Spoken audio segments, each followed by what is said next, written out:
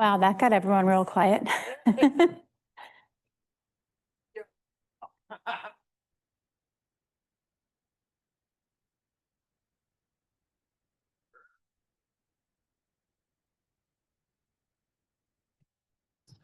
Good afternoon, everybody. Welcome to our top producer panel. For today's topic is going to be on teams. So we're going to find out from our experts everything that our panelists, I don't know if you want to be called experts, but from our panelists who are going to tell you everything that they did to be on a successful team and what might work for you, and to answer any of your questions here at the end. So please stay with us at the end too. They will answer questions for you. We'll have some wine and cheese for you to enjoy yourselves, to network. So that's a nice bonus. But first, we're going to get started with Tracy. She's from Colonial Mortgage, and she's our sponsor for today. And she's going to tell you a little bit about her business. Thank you. Hello.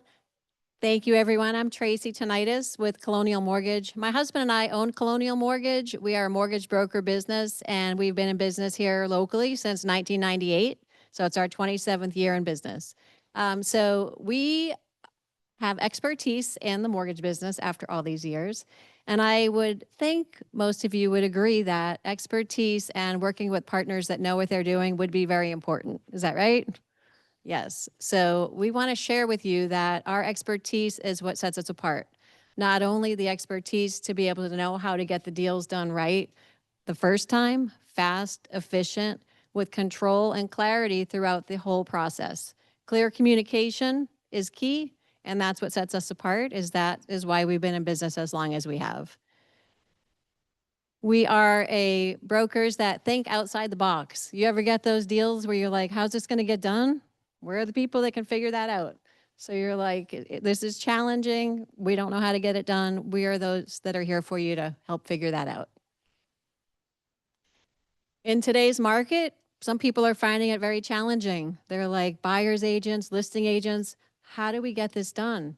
We have proven strategies that are helping agents, whether on the listing side or the buy side, to be able to figure out how to move the needle to get listings sold and to get buyers to buy. If you have any interest in figuring that out, hearing from me, please come talk to me during one of the breaks or afterwards. I'd love to be able to share that with you. Our team also has 3 other loan officers that work with us. They speak Spanish, German, and Portuguese. So if you have any clients that need, help speaking those languages, we can help you with all of that. We also are very fast and efficient. Our clear to close on most loans is about 8 to 10 days. Sometimes we can get it in 2 or 3. So we are very efficient. We want to move, get deals done so you guys can move on to the next deal and not have to keep talking to the same client over and over, as lenders are having trouble, and it's just progressing and prolonging the process. So we're here to help. We'd love to team up. Come talk to me anytime, and love to see if we could work together. Thank you, and enjoy the event today. Tracy has a giveaway if you want to go around and collect some business cards.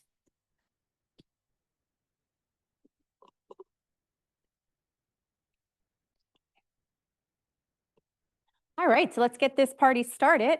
My name is Jennifer Young. I'm the Vice Chair of Professional Development, and I'm here to moderate this fantastic panel. What I'd like first is for you guys to introduce yourselves and tell a little bit about yourselves. So my name is Steve Slocum with the 941 team at Coldwell Banker Realty, and I've lived in Manatee County since 1980. So whatever that, 45 years. My business partner, Kerry Langman's over there. He's born at Manatee Memorial Hospital. So when people say they're local experts, I'm not a big fan of the word expert. We are local. Actually, he and I were just talking about territories, and we're pretty much 34212 09 1911 and 02, and that's about it. So we really focus on what we do best.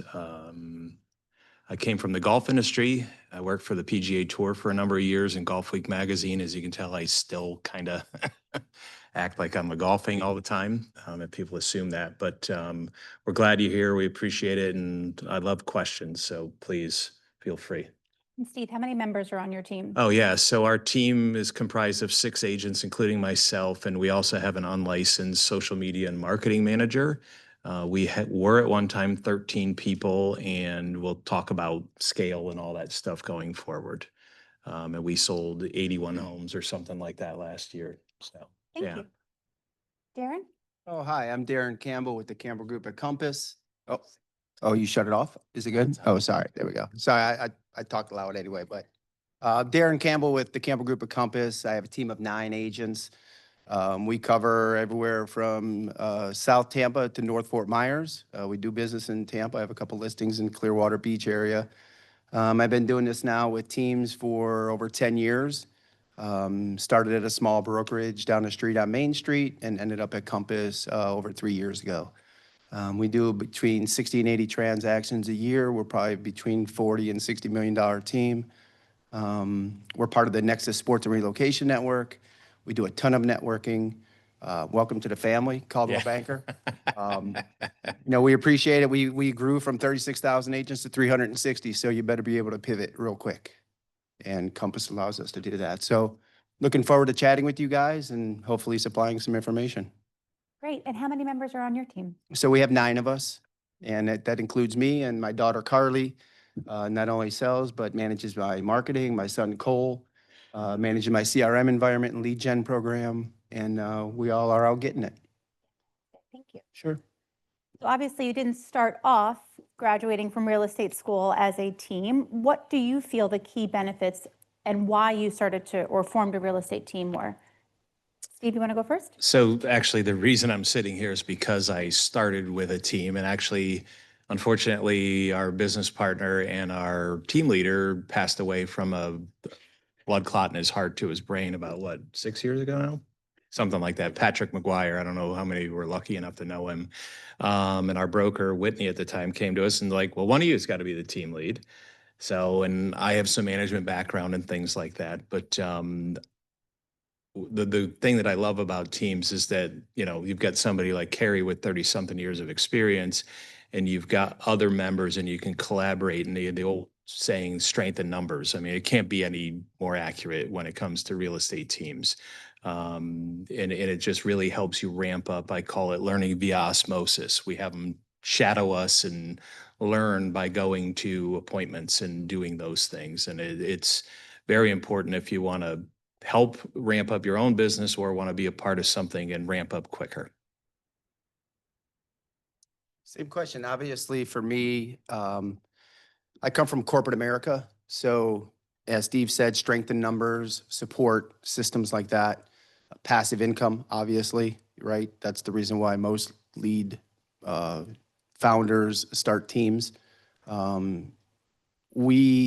started doing it kind of on my own at first. I am a big believer in jumping in the trenches, teach by experience, so nobody can kind of question what you're doing, why you're doing it. You've been there, you've done that. It is what it is. I am open-minded, obviously, to my teammates because they do have a lot of good ideas, especially my children and a lot of other teammates that we have. So I started it because of the camaraderie and the fact that we can lean on each other. We cover from Tampa down to Fort Myers. We run around a lot. We're a lead gen team as well, Google, pay-per-click ads. I have my mortgage team and my title company purchasing those for us, and I can explain that afterwards if you guys are interested in that. So really, they don't cost me anything.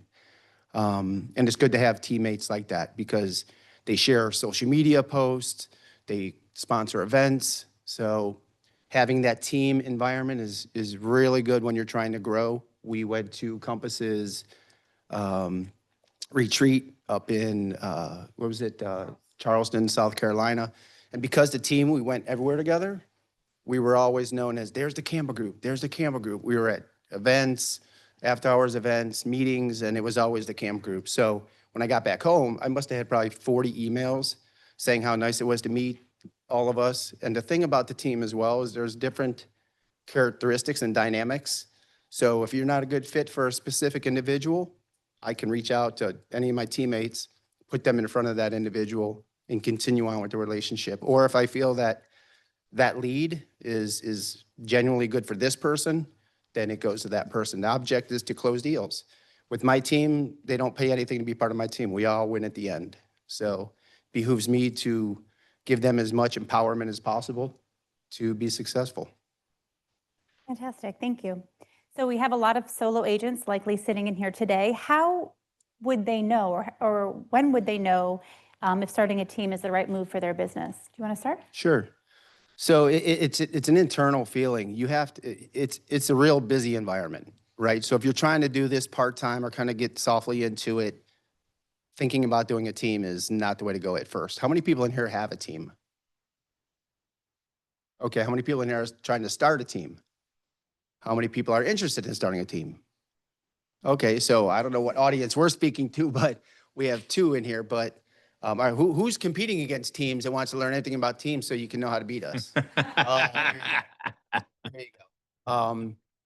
So with regard, I got off topic. Question again? I'm sorry. How do you know? Know if starting a team is the right move for their business. Sure. Again, it's an internal feeling. It's where you want to go with your life and your career, right? If you're busy mom, sometimes single mom, or you got your agenda's full, it's a tough gig to be in if you're trying to start a team. The benefits obviously are strength in numbers, like Steve said. So, focusing on building your brand is huge. Getting out there to the masses, and perception is reality. We don't want to be said the experts, but it's part of the game. A lot of people want to deviate from the game a little bit, and then they wonder what happened, where did the revenue go? This is one of the oldest industries in the world. It's been reinvented 100,000 different times, or tried to be. Just go with what you know. Interview people, talk to team owners, find out their dynamic. I mean, what do you want to be a large team, a small team, a medium-sized team, 2-person, 20, 50? Do you want a call center? Do you not want a call center? I mean, there's a bunch of different ways you can go. So I would suggest speaking to team owners and leaders to find out, in fact, if that's the environment you want to live in for the next however many years. And then you still got to go get it yourself, because if you're relying on your team to bring you revenue and something happens, or there's a coup or something like that, you're sitting home alone. Start back at 0. So I always encourage any team leaders to be the biggest sales rep of the team. Thank you. Mm-hmm.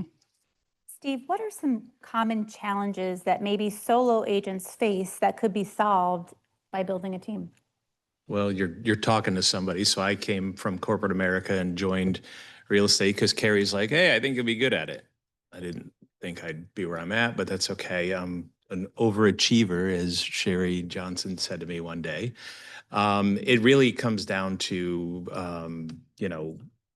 you're new in the industry, you have no sphere of influence, or you have a small one, you have no production, you're going up against a behemoth who sold 50 homes last year or whatever. So the cool thing about being on a team is whether you're a brand new person or you've been around for a while, you can say our team sold 80 homes last year. We did 60 million in sales. We did this. And actually then going to a listing appointment or a buyer's appointment, we encourage people to go with somebody on the team that's done it a few times and listen and learn. It's learning on the go, back to the old learning via osmosis thing. And it really, really helps. I mean, it really helps.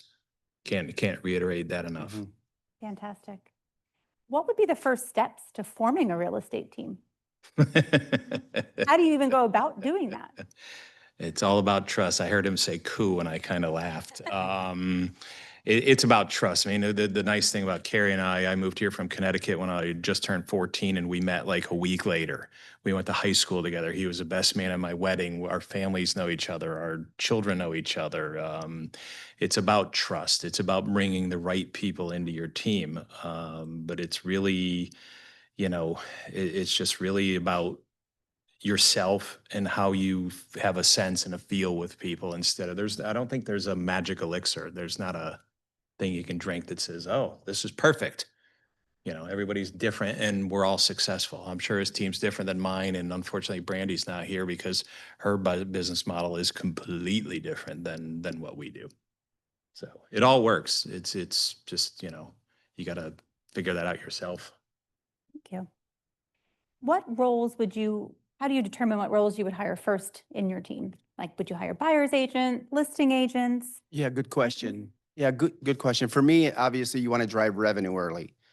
So, I mean, I've read Keller Williams books and stuff like that, whether, get one buyer agent, get an admin, right? I mean, this admin's going to cost you $60,000 a year, and you're just getting into the industry, right? So my model was to put people just like me underneath me, right? So I don't look the old adage about better to work smart than hard. I don't believe in that. I'd rather find somebody who works hard. I'll teach you how to work smart, right? Half of the battle is showing up, being responsive, things like that. So if you're looking to grow a team, find somebody who shows up, answers their phone, is responsive, is dedicated. Now you also got to talk to that individual to find out what their mentality is. Do they want to make 20 grand a year because they're just supplementing their spouse's income? Do they want to make 50? Do they want to make 200,000 or $1 million? So based on where their drive is, that's where your attention is going to go. So you can't find an agent underneath you to bring in that only wants to make 25 grand a year just to pay for a couple vacations for her family, and you're trying to drive 30 leads down her throat a month or his throat a month. It's just not going to work. So find the person that best fits your model, right?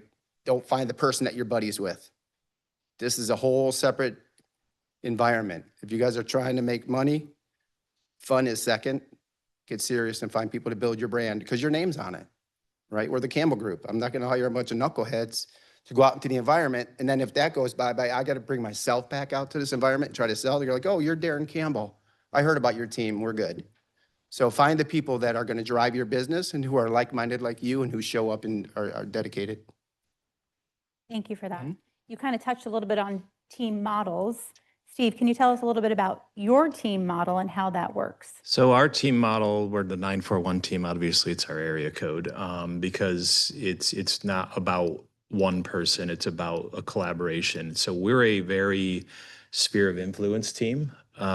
We look for agents that have qualities that share with our vision, but we also look for them in certain neighborhoods. I'm not going to hire 6 people in one neighborhood and then say, oh, by the way, Joe's got this much and you've got that. It's different neighborhoods, but we're a sphere of influence. We actually, our team members get credit on MLS. When they make the sale, it goes under Greg's name or Carolyn's name or Sharon's name or whoever it is. That's the person that brings the lead into the house. So we are a lot different than what I like to call rainmakers, which are teams that buy leads and, you read scripts and you do all that stuff and they all work. That's the funny part. Again, you just got to kind of decide what you want to do. So ours is a very sphere of influence. There's no lead buying. There's none of that. We have a website. We have all of this stuff. And as he had mentioned earlier, that there are certain people that call, like we've got Greg, who's right over there, who went to the University of Michigan, great school. Go Blue. And if somebody calls and they have a Detroit area code, I'm a moron if I don't let him work with them. Unless they went to state, though. Right? Yeah, well, actually, he just sold somebody that went to Michigan State, so it's kind of interesting.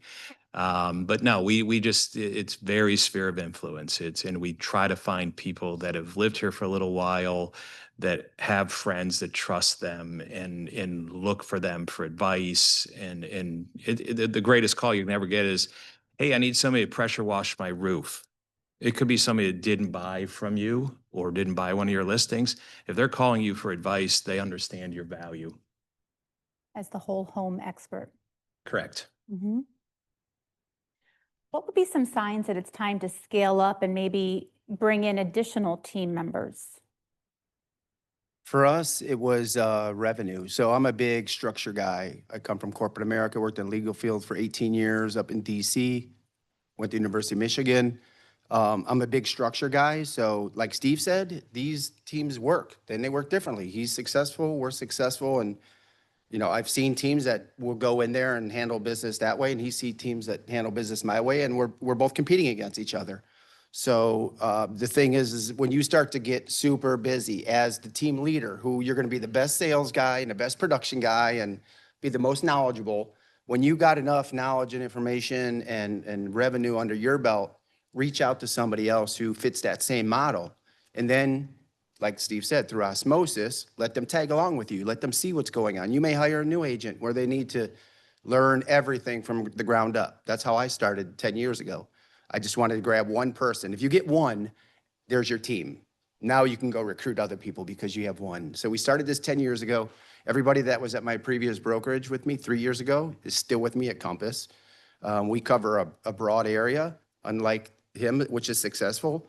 During the last couple of years, it's been tough for a lot of agents, right? I mean, look at 70-some% of the agents didn't sell a single home last year. So that's why I stretch my area out to allow my agents to go to North Fort Myers if they choose to, go to Tampa if they choose to, right? I mean, I don't pigeonhole unless it's obvious that I need to put this person on that client, right? So as you start to grow this thing, find somebody who's going to be, like I said, attentive, knowledgeable, business-minded, and hold them accountable. When I sit down and I interview people on my team or to be part of my team, that's the only time I really micromanage, because we come to an agreement that you'll be responsive. I mean, I'm not like that. I'm not a dictator. I have a normal conversation with people, but to cut to the chase, you're going to be responsive, attentive, and you're going to show up for meetings. You're going to be part of the team, because you have a lot of time suckers out there who want to be part of a team just so they can get the information, but they don't want to give anything back. So by the time you sit down with a 2-hour conversation with them in an initial interview, you'll find out really if that's a good fit or not. And if it doesn't feel good, don't do it. It's not worth it. Your time and effort. I mean, put a price on your hour. I know how much I make a year.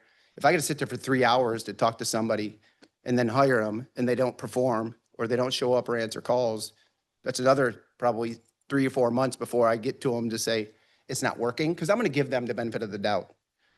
But how many hours do I have in that? Times however much I make a year divided by 2,080 work hours in a year, that's an hour. Here I'm sitting spending tens of thousands of dollars on this person. They haven't closed a deal, but I got a team. So run a P&L, keep track of your revenue, your cost of sales. You should be at about a 60% GP or 50, and then you got your expenses, and you should be dropping 20 to 30% to the line. So those numbers you can manage on a daily basis, monthly basis, annual basis. So you can kind of see the trends. Am I spending too much money? Who's costing me money? What's going on? I send out to my team budgets for the next year. So I hold everybody accountable. So I think that's the biggest key, is to hold your people accountable. They don't want to be time suckers. You don't need time suckers. Do you use any sort of technology to help manage and run your team? No. To be quite candid with you. I mean, you know, the thing that's great, and Compass and Coldwell Banker are very, very technologically driven and things. So I don't go and pay for, there's all these CRMs, there's all this AI stuff. I'm not a huge AI fan unless you really know how to prompt it and tell it what to do and everything. I see way too many listings with the exact same descriptions, and it bothers me. But I mean, I feel that some technology is like throwing out an anchor. I'm a shark swimming in the ocean. I want to go and look for the pods of bait. I want to eat, and I want to move on and go and find the next one. So some of those things to me are just time sucks. They're just going to get in the way. Again, we had an agent who left us, unfortunately, and she went with another person, and she's doing half what she did with us. But she was like a CRM junkie. You know, they all work. Again, if we can just reiterate it 100 times, is everybody's got a way of doing it, and you wouldn't be sitting up here if it didn't work the way you were doing it. It's got to be a personal reflection on you. Absolutely. Yeah. Yeah. For us, I mean, if I can Yeah, answer please that do. same question, this is why it works with any team. We are super technology savvy. You know, we try to be, and that's no dig on anybody who's not. That's just how I want to run my business. We have likely to sells. I mean, we have CRMs, we have lead gen programs, we have AI built on our platform. We have insights, so we know on our listings, whoever is looking at your property, it tracks the IP address of that person, so I can send a digital ad to New York or California or wherever the case may be, because my listing hit somebody's IP address out there, you know, in whatever city. So it allows me to navigate in more precise way. It adds to our efficiency, most definitely, allows us to kind of get things on and off our plate. We do have a big team, and Laura Benson is our sales manager here from Compass of Sarasota. Yay, Laura.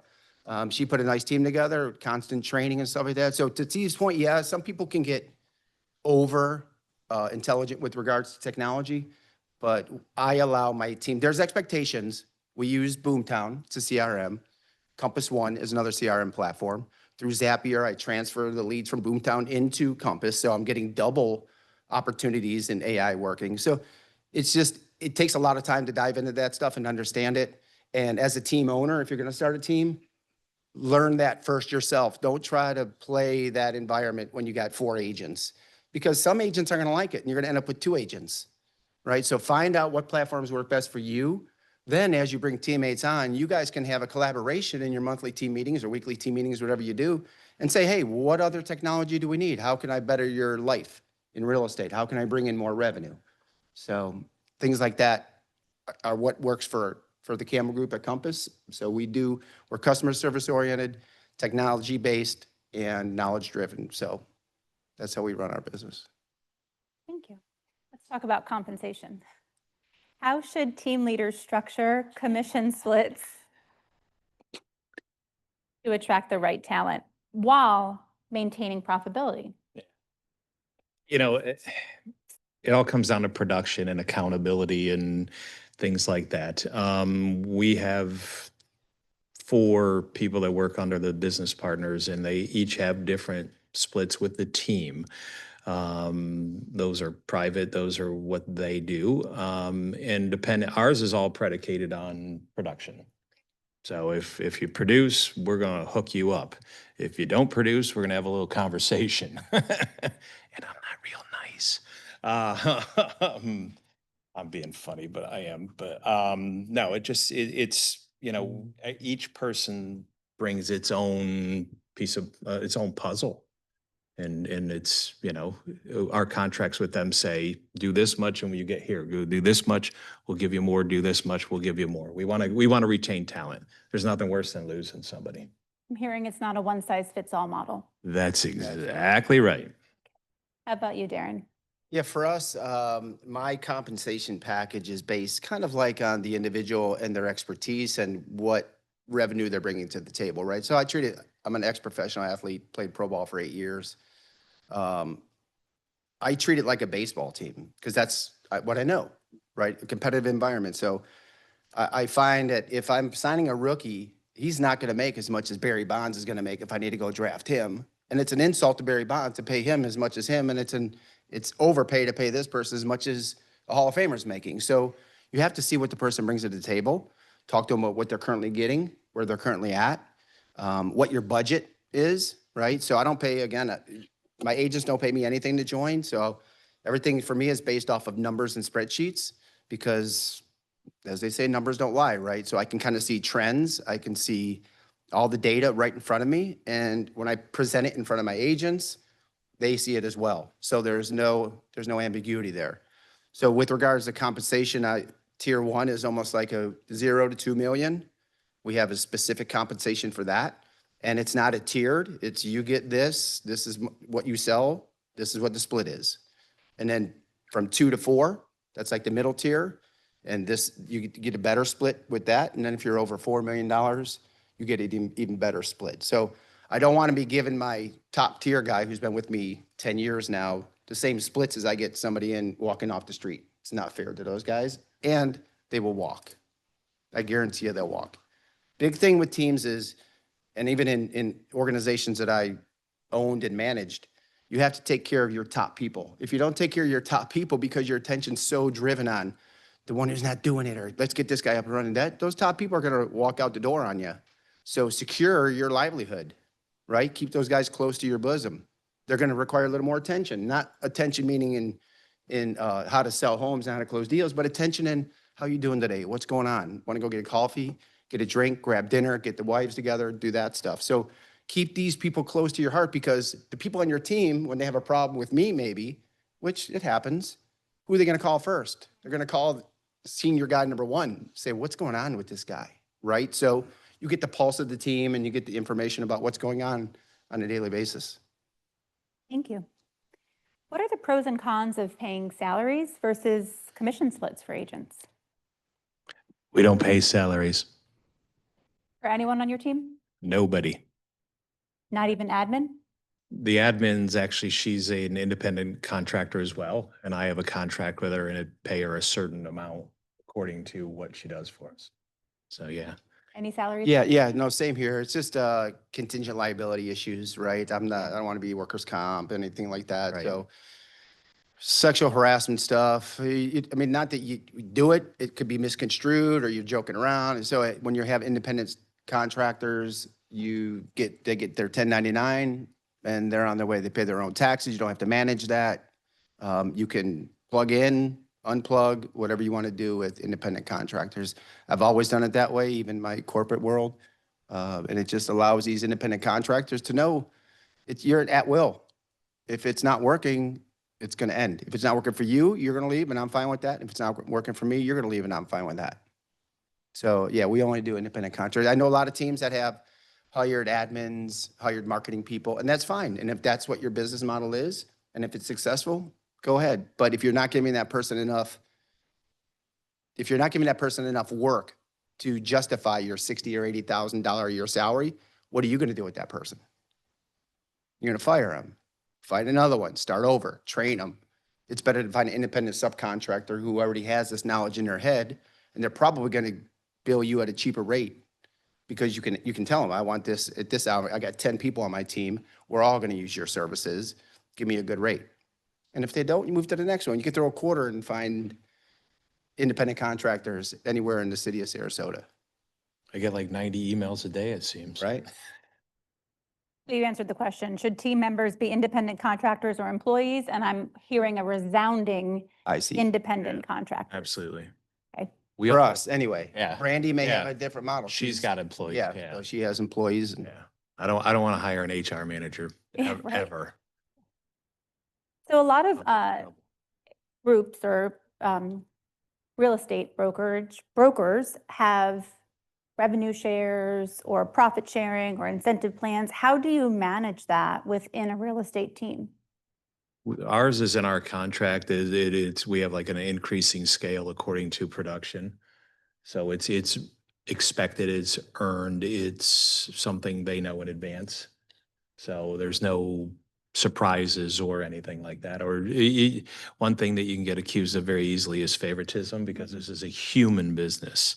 And there's just people you get along with better. We've got a person on our team and they do exceptionally well. And I'm not going to go hang out with them, and that's okay. And then there's other people I can hang out with all day long that, so we put everything on paper and say, here's how it's going to be. How did you devise that? With the help of an attorney.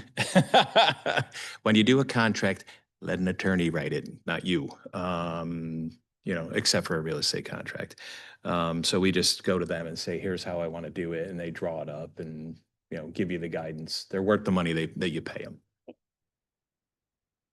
yeah, same here. I mean, I have independent contractor agreement that I send out. Now they're based on our discussions when I'm interviewing them. We'll have the compensation agreement as addendum C in the back. So it's all right there for everybody to see.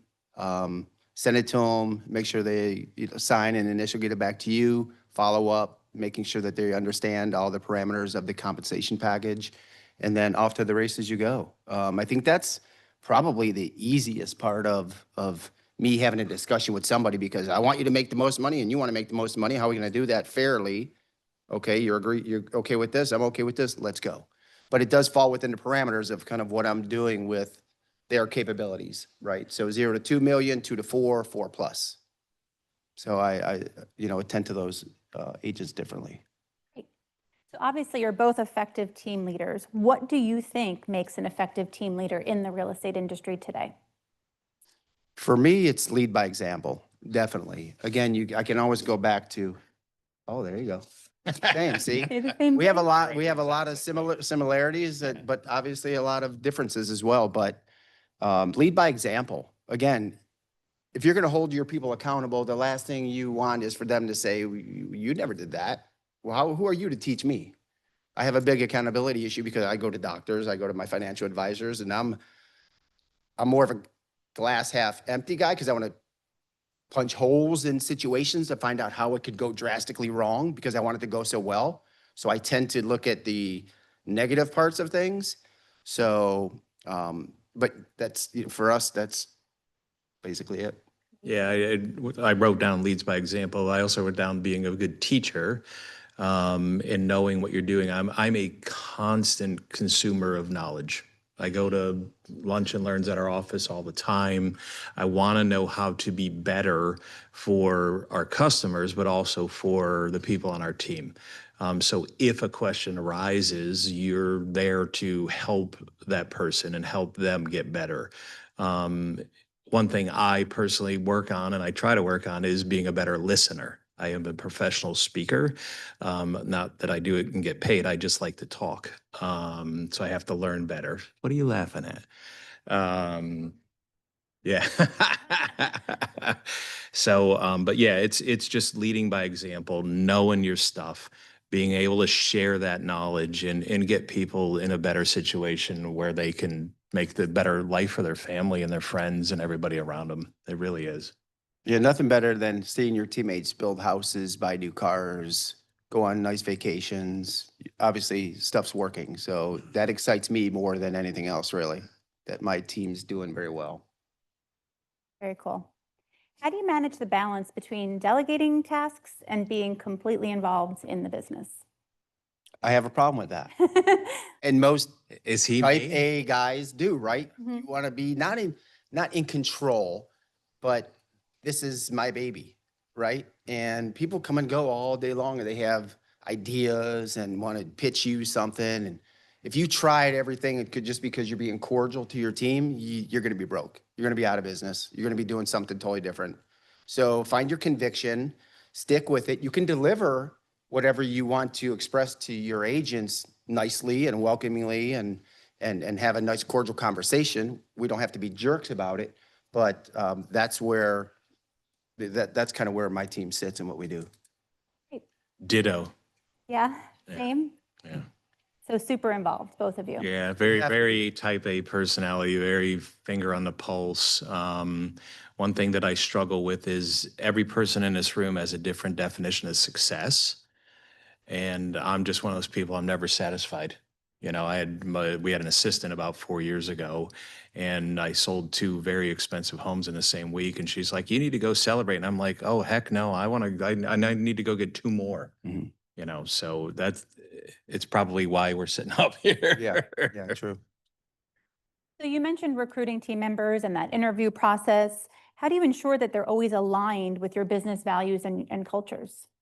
Communicate, ask questions, right? When I'm sitting in an interview, I'm not the one doing all the talking. I like to have them talk because just like with our customers and our clients, you let them talk, you're going to get far more information than you regurgitating how good you are, what your team does. Look at us. And we're Weston's #1 referral team. We just got named Sarasota Weston's #1 referral team, the Campbell Group. So we pitch that, but we're not out there gloating or being crazy about it. We'll throw it on social media and things like that.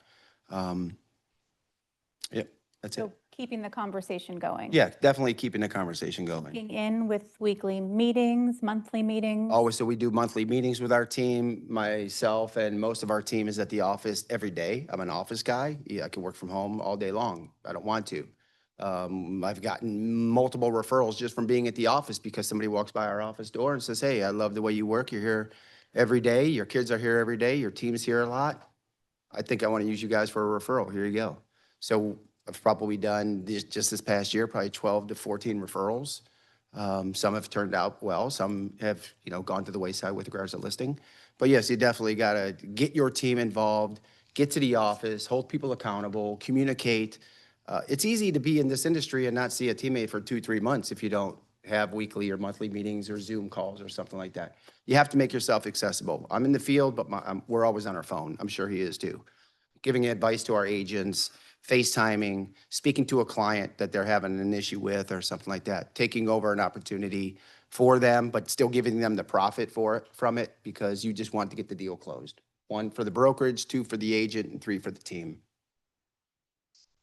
And you mentioned higher tiered for your higher, most talented people on your team.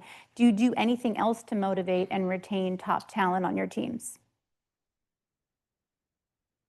Sometimes I do silly things, or I like trivia. I like Jeopardy. So I'll come up with questions. Our last meeting, I just had like a 12 question thing and said some of them were very simple, like how big is an acre? You should know that. All of our Or, heads. you know, things along those lines. And I'm a wine collector. I have some nice wine, and I bring in bottles of wine and say, you know, whoever gets this gets $100 bottle of Pinot Noir. And each person has a different language. Each person, somebody likes something that's this. You know, and so I try to listen to what they say, or watch what they do and see that this person's more into wine, or this person's more into playing golf, or whatever it might be. Do you So, sleep? not very well. We have a 6-month-old Maine Coon kitten. They're great, but oh my Lord, do they purr loud. And she keeps me up all night. You're just saying, it seems like you do a lot. Yeah, I don't know of anybody that's in the top, you know, 100, 200, 300 in RASM that sleeps much. I guarantee you don't. Yeah. So we've never met, and I'm like, good Lord, this dude and I are like, we're like twins. Do you do anything to maintain and recruit top talent to your team? Yeah, I have Compass send them a 1099 at the Yeah. end. You know, we're friends. We go to bowling events. We do things together. Laura in our office, we do a ton of office events, parties, happy hours, things like that. So being part of that team kind of allows you to kind of have fun in those situations, and you're getting invited to go to a lot of places because you got a team and you're going to fill up a room pretty quick.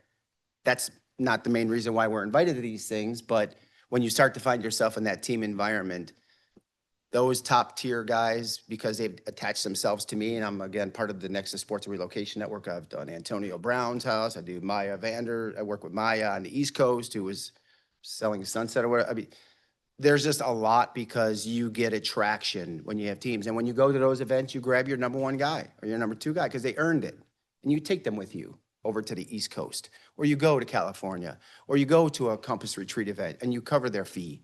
That's how so people see the fact that, wow, this guy did 10 million or 12 or 15 million last year. He's going to the Compass event. How do I get to go to that? And then I look at them. Maybe they did 2 the year before. I say, if you do 3, I'll take you. Right? They're going to do 3. They just paid for themselves, but they think I'm paying for it because, I mean, you see how this all works. It's just kind of the business dynamic and understanding what motivates certain people. Like Steve said, each individual, you got to handle with kid gloves on your team. It's not a one size fits all. I have women on my team who are my age, younger, males, female. I mean, there's such a different dynamic that if I just put them all in a room and said, you're going to do this, it's not going to vibe well with most people. So I keep it general, but I do take my top tier people to events and retreats. Now, I'm sure this never happens, but what are the best strategies to resolve conflicts among your team members? Immediate. If Address it immediately? if you smell something going, we don't really have a lot of conflicts on our team. That's the funny part. But if they ever show up, it's address it immediately, because they can fester and grow and become cancerous. And by the time you kind of like hope it goes away, it's on its own trajectory and it's gone. So you just gotta nip it in the bud, as they say, and just deal with it. You know, go into your broker and have a conversation and say, hey, here's what's going on. What can you do to help me? And Mick, our broker's sitting right over there, Mick McCauley. He's amazing with that. Yeah, for us, conflicts don't happen much. When they do, we communicate. Just like Steve said, you attack it first and quick and early. Again, another benefit with the team is I have agents in Port Charlotte. I got a broker associate in Tampa. I got people in Northport, Lakewood Ranch, Bradenton. So you can't be everywhere at all times, right? So you have to lean on these other agents to open up doors for you because you expect to be busy, and that's what our team does. So our team, I charge $500. So if somebody opens a door for another agent and the deal goes under contract, spiff them $500.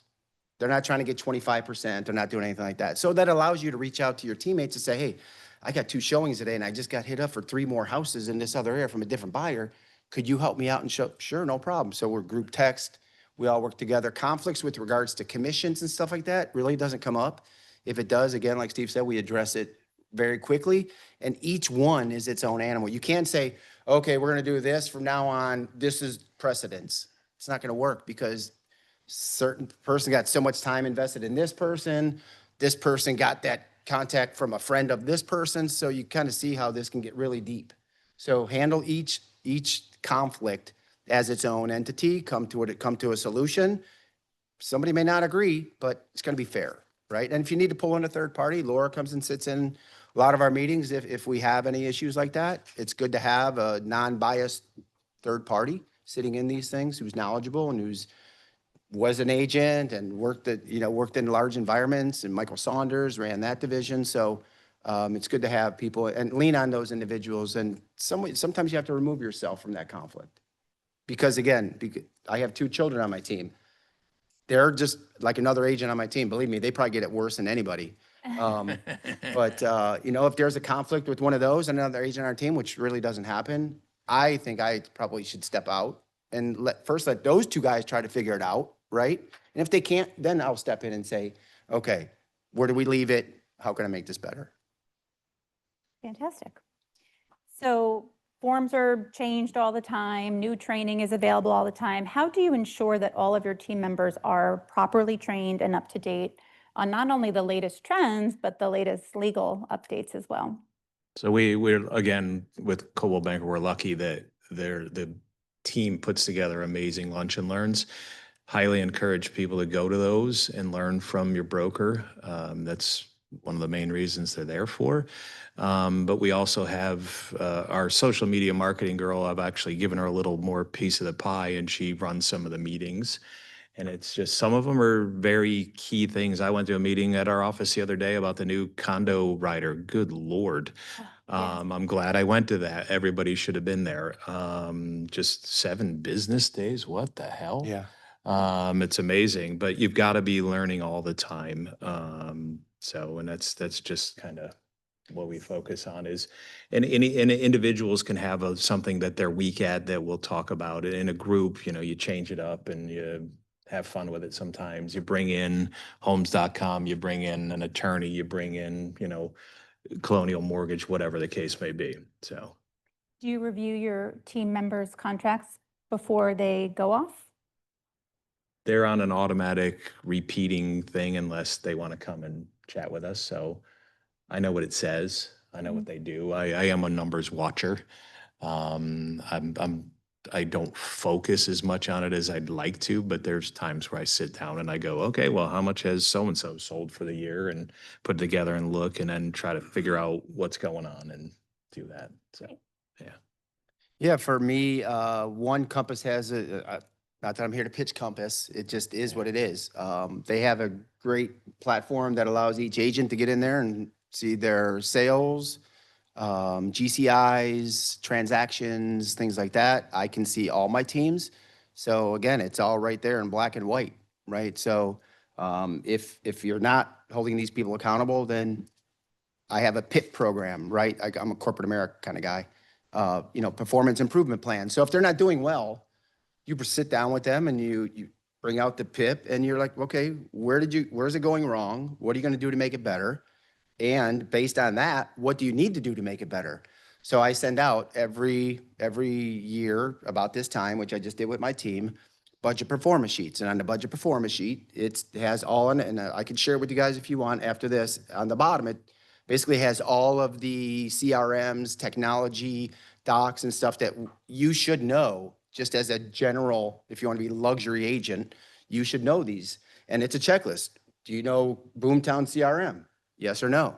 Do you know Compass One? Yes or no? Do you know Likely to Sells? Do you know CRM? Do you have a listing presentation? Do you have a buyer's presentation? And you just, right there, you're just held accountable. No. Why not? Why don't you have knowledge of it? You've been with me a year now. Do I have to force this on you? If I had to force this on you, then we need to have a different discussion, right? So, and these may be people that said at the beginning of when I hired them 2 years ago that they want to sell $10 million a year, and they don't even know the systems.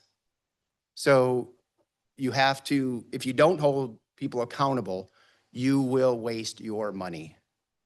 A year can turn into 2, can turn into 3 with some of these people who are underperforming. And you don't think it costs you much because you get paid when they get paid, but your time is valuable. Yeah. And even though I'm not getting paid for that, and he's not getting paid or she's not getting paid, hours upon hours and phone calls and hours and time away from other agents that I could be assisting. So even though you're not seeing it in your bank account, you will see it in your bank account. Thank you. Is there a certain way that you structure onboarding for new agents? Onboarding new agents for us is kind of not, I don't want to say trial by fire. We go through a training period. Compass has a training period. We have a 1-week training period in the systems that we use. And then they're running around with us as team, right? So if somebody has an open house, if somebody's doing a run around with buyers, a listing appointment, I reach out to the team. Hey, who has something going on? This person would like to attend anything anybody has going on for the next month. So please blast us if you're going somewhere and tag and take them with you. So it's through osmosis. I'm a big believer in why reinvent the wheel, right? If I want to hit 400, I'm going to swing like Ted Williams. Why I'm going to swing with my back here in my belly? That's not going to work. So do what works, right? So that's basically where we stand with that. Yeah, I mean, we have a similar thing. It's like going to a listing appointment, it always changes and training changes. We've had some agents come in that have had some training, and again, Coldwell Banker does a great job of training. They give them their ways with the systems they have there, and then we do here's what we like you to do, and then we do the shadowing. I mean, shadowing is, boy, is it strong. I mean, it really is. Find a mentor, find a team, shadow, go and listen and learn. You don't know everything, you never will. So just go and listen, and you never know who your the best teacher you may have is somebody that isn't even in real estate. They might bring something up and you're like, I never thought of it that way, so. And a lot of times too, I don't mean to interrupt, but You're good. you could bring a prospective agent in before you hire them. Bring them into your monthly meeting at the very end so they can see what the dynamic is, what expectations are. You can sit from somebody across the table and they want the world and they're going to be gung-ho and we got you, but then you get them in a meeting and you show them the board and expectations and numbers and accountability and they're like, whoa, I'm not going to do this. This isn't for me. So if you do it on the front end before you bring them on your team and exhaust all the training and cost and effort, you've kind of like saved yourself probably $10,000, right? So bring them into your meetings a little early. Have them interview with some of your teammates. My team, I pick my team based on emotion, obviously revenue, but they got to be a good fit. Because if they're not going to be a good fit, it's not going to be fun. And I'm okay money-wise. I want to do this. I've kind of semi-retired, but I want to do this for fun. But I also want to make good money. But I'm not going to do something I hate doing because this person's got me backed up against the wall because they're selling $20 million a year, but they're a jerk. I'm okay not doing that. We can go separate ways. And it's a reflection on you. Most definitely. And my kids are on the team and good friends are on the team. So they're going to be looking at me like, where are we going with this? And they're going to start to create an exit strategy. And then another year or two go by and they're like, I told you this was a concern to me and you didn't believe me. So me and Joe Blow and Sandy Jew are going to go over here and start our own team. Right. So. Thank you. Sure. In your opinion, how much time should a team leader spend mentoring versus working on their own production? That's a great question. Actually, I said to my team a couple meetings ago that in a year or two, I want to focus on making them better, not being an agent per se, and stop, dealing with the craziness that we all deal with on a day-to-day basis. So it's again, it's another one of those, each situation presents its own puzzle. And that's a good team leader is a puzzle solver, or they can put pieces together and do all that kind of stuff. So I don't know if there's a perfect answer to that, unfortunately. No, I think you answered it really well. Yeah, well, thank you. Yeah, for me, I think it's just where the fire's at, right? I mean, if you're going to start the team, your head's going to be in the sand for a while you're building your business and you're getting clientele and you're finding out processes and technology and relationships and mortgage lenders and all this fun stuff. So you're going to have your head in the sand for a while. So the thing is to work on the business, but you also got to work in the business. You're going to be your own best sales agent. right? So if you're not, how are you going to train somebody else to be a good sales agent if you're not a good sales agent? It's just, again, it's just through, for me, it's I need somebody who's going to teach me who's done it, who's been there and done that. So I try to tend to fires as much as I can, but I would rather be working in the business than on the business. That's more fun for me. When I have to work on the business, it's usually admin, meetings with my teammates, which I don't mind, obviously, but it's comes part of the business, right? So I would rather work on the business, probably 20 to 30% of my time, and in the business, 80 to 70% of my time. I need to be out in the field. I like to stay active. Gives me pulse of the market. How can I come back here and tell my agents what the hell is going on out there if I'm sitting in my home all day long, right? So You don't take pictures of your knees at the beach and Oh, post them on Facebook? if you look at my personal Facebook post and my company's Facebook post, they're identical. Yeah. I don't really post private stuff. It's, I'm after this for one reason, and it's to make money and build an environment that I can hand over to my kids and the rest of the team. Thank you. Mhm. So you guys mentioned that your brokerages offer training, but should you as a team leader offer ongoing training, and how do you get your team members to show up? Well, the quick answer to that is of course, without a doubt. Because you're not constantly learning, somebody else is going to learn quicker than you, faster than you, and just go right by you. We do change up the themes. We change up how we do general training.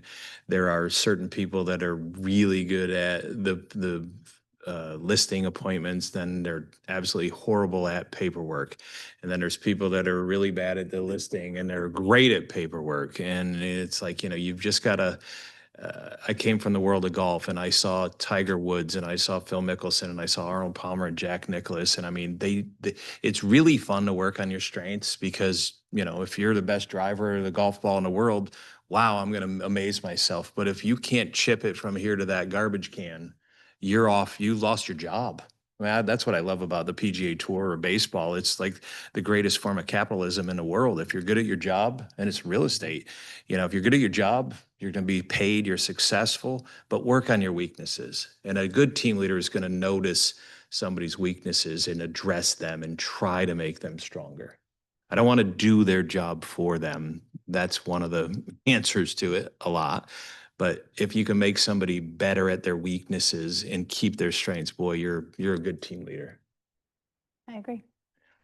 Yeah, ongoing training for us is it's paramount, right? So we train, Compass trains, Compass has daily meetings. I mean, we're such a large organization. You can log in anywhere and be on a video call or some sort of podcast somewhere about listings, buyers, agents, technology. So when I sit down and I bring teammates on my team, they're held accountable to do their own training, right? So he and I are out there getting it just like the rest of them. Plus I'm training myself. Now you want me to train you too? So again, there's accountability here. So if these people are going to be part of your team, you expect them to get on these meetings, to understand what a listing presentation is. Do you have a listing presentation? Do you have a buyer's presentation? So I put out to my team, I want everybody to show me your listing presentation at next monthly meeting, period. If they hadn't gotten done, I guarantee you they'll have it done by the monthly meeting. Same thing with the buyers presentation. Thank you, honey. So I do ongoing training by holding my team accountable to do their own training. And if they can't, you don't need them on your team.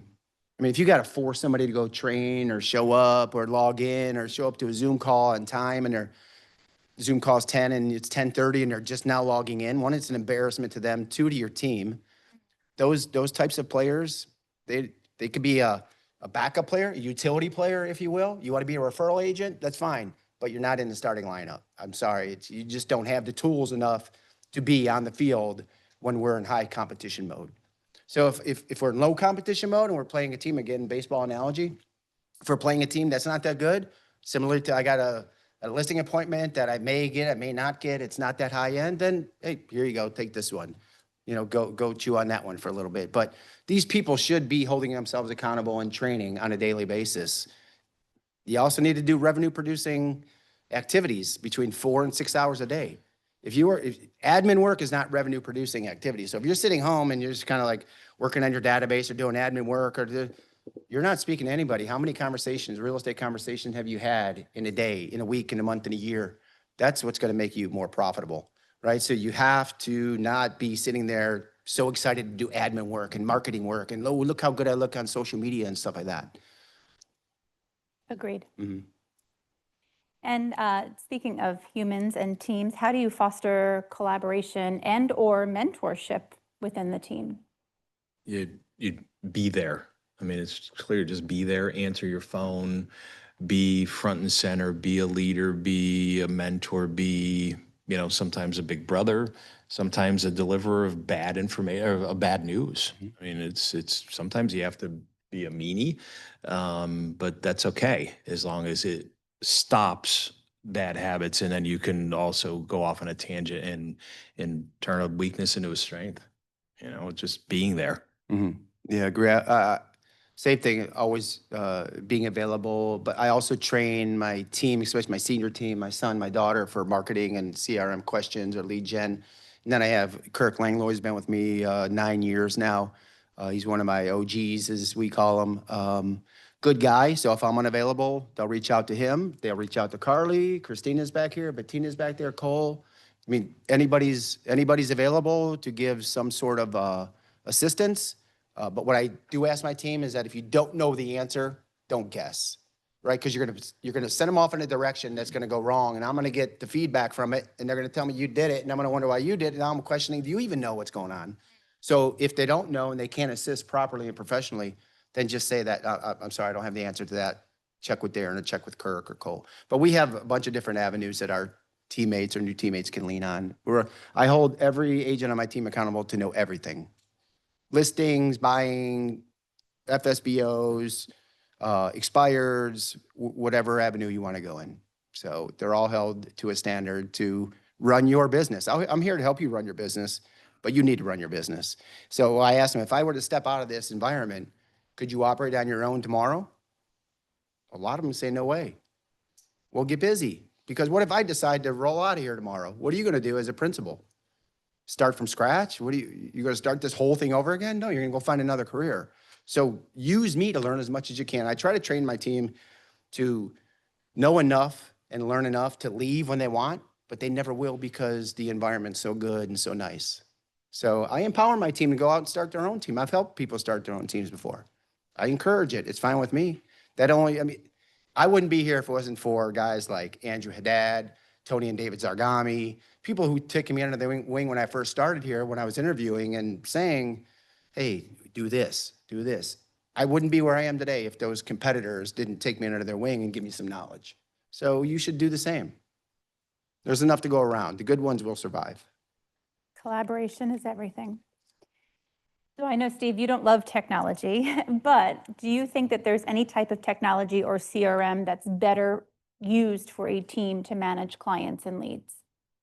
So I shouldn't say I hate it, but I don't love it. But I do use, Coldwell Banker uses a system called Moxie, and I use Moxie Engage. I use Moxie Present for the presentations, the listing presentations. So we have CRMs. I've put things in there. Sometimes I forget, because this is a really good CRM. If you haven't figured that out yet, is just pick up the phone and make a phone call. But I had a bad summer with my family. I lost a couple of deals because I just wasn't paying as much attention to it. Maybe if I did pay more attention to the CRM, that these people wouldn't have searched other avenues. I don't know. I'm sitting down and I'm analyzing that, and I'm doing some things to keep that from going away. But we do have a great culture where we're at with our team. We do encourage them to use the things provided to them. And I know there's some people it works amazing with. It just, I'm old school. I'm like, pick up your phone and call somebody. If you really want to have a conversation, don't hide behind an email. Don't hide behind a social media post.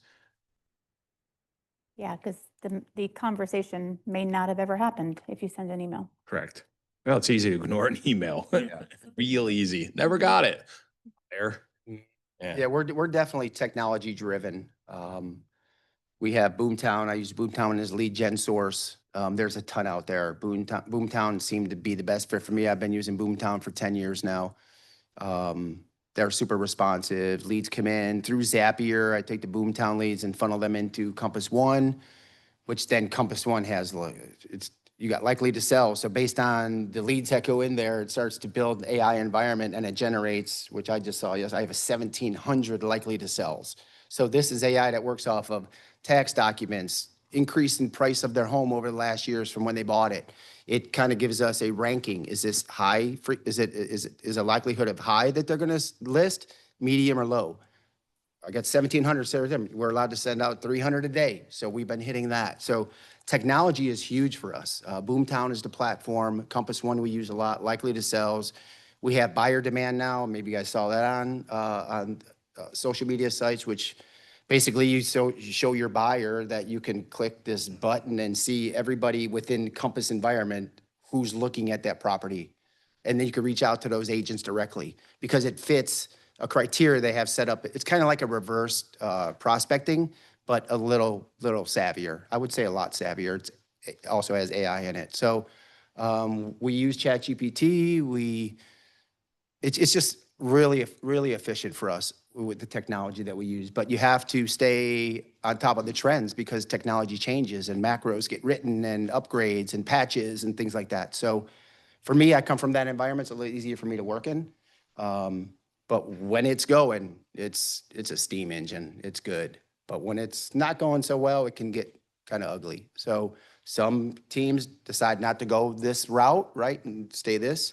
I enjoy kind of this because I can stay at top of trends, new AI stuff. There's a younger generation coming up who's 20-something years old out here selling, and I guarantee you they're using AI. I guarantee you they're using all the technology. That's what they went to school for. That's what they know. They grew up on this thing right here. Yeah. So I got to stay ahead of the curve, and my team expects me to stay ahead of the curve so I can train them and bring them to opportunities that obviously will benefit them because they use their technology. Great. What marketing tools or platforms should a real estate team invest in? So we have Luxury Presence website, costly but very good. It has search engine optimization in it. We get leads through there as well. YouTube, Facebook, Instagram, Snapchat. So there's a lot of opportunities to use these social media environments to generate relationships, branding. The whole idea for me is not to chase, not to be transactional, not to have to reach out to all these people, cold call, warm call, hot calls. You want to bring the masses to you. So I spent years in just the branding part of things. And that's real crucial because you're going to have teammates out there who want to kind of go rogue. And you're not that you have to be the jerk about it, but you got to constantly stay on them about sending out, unbranded ads where it's just their name on it, not Compass or not the Campbell Group. So we have standards that when you're making posts on social media sites that there are requirements and expectations to do so. And that's all in my independent contractor agreement. And we discussed that as well. And I'm on their social sites and I'm seeing what they're posting or what they're not posting. I had an agent on my team. They were with me probably a month. No social media posts, didn't come to the office, came to meetings, really didn't interject much. Always, what's in it for me? How do I do this? Give me this, I want that. No longer with us. So it's environments like that that could blow a team up or individuals like that can blow a team up. So make sure that you're maintaining a standard for your team and they have to be knowledgeable in technology for me. Unfortunately, sometimes my generation, older generation, if you weren't in a corporate America, or you weren't, working with kids and technology, that's kind of like a hard gap to fill, right? I mean, sometimes I've interviewed people didn't even know how do I copy and paste?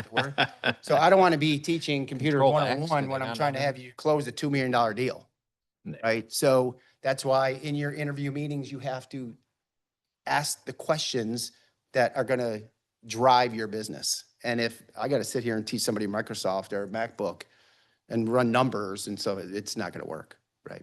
Yeah, we also use Luxury Presence. Again, the similarities are kind of silly.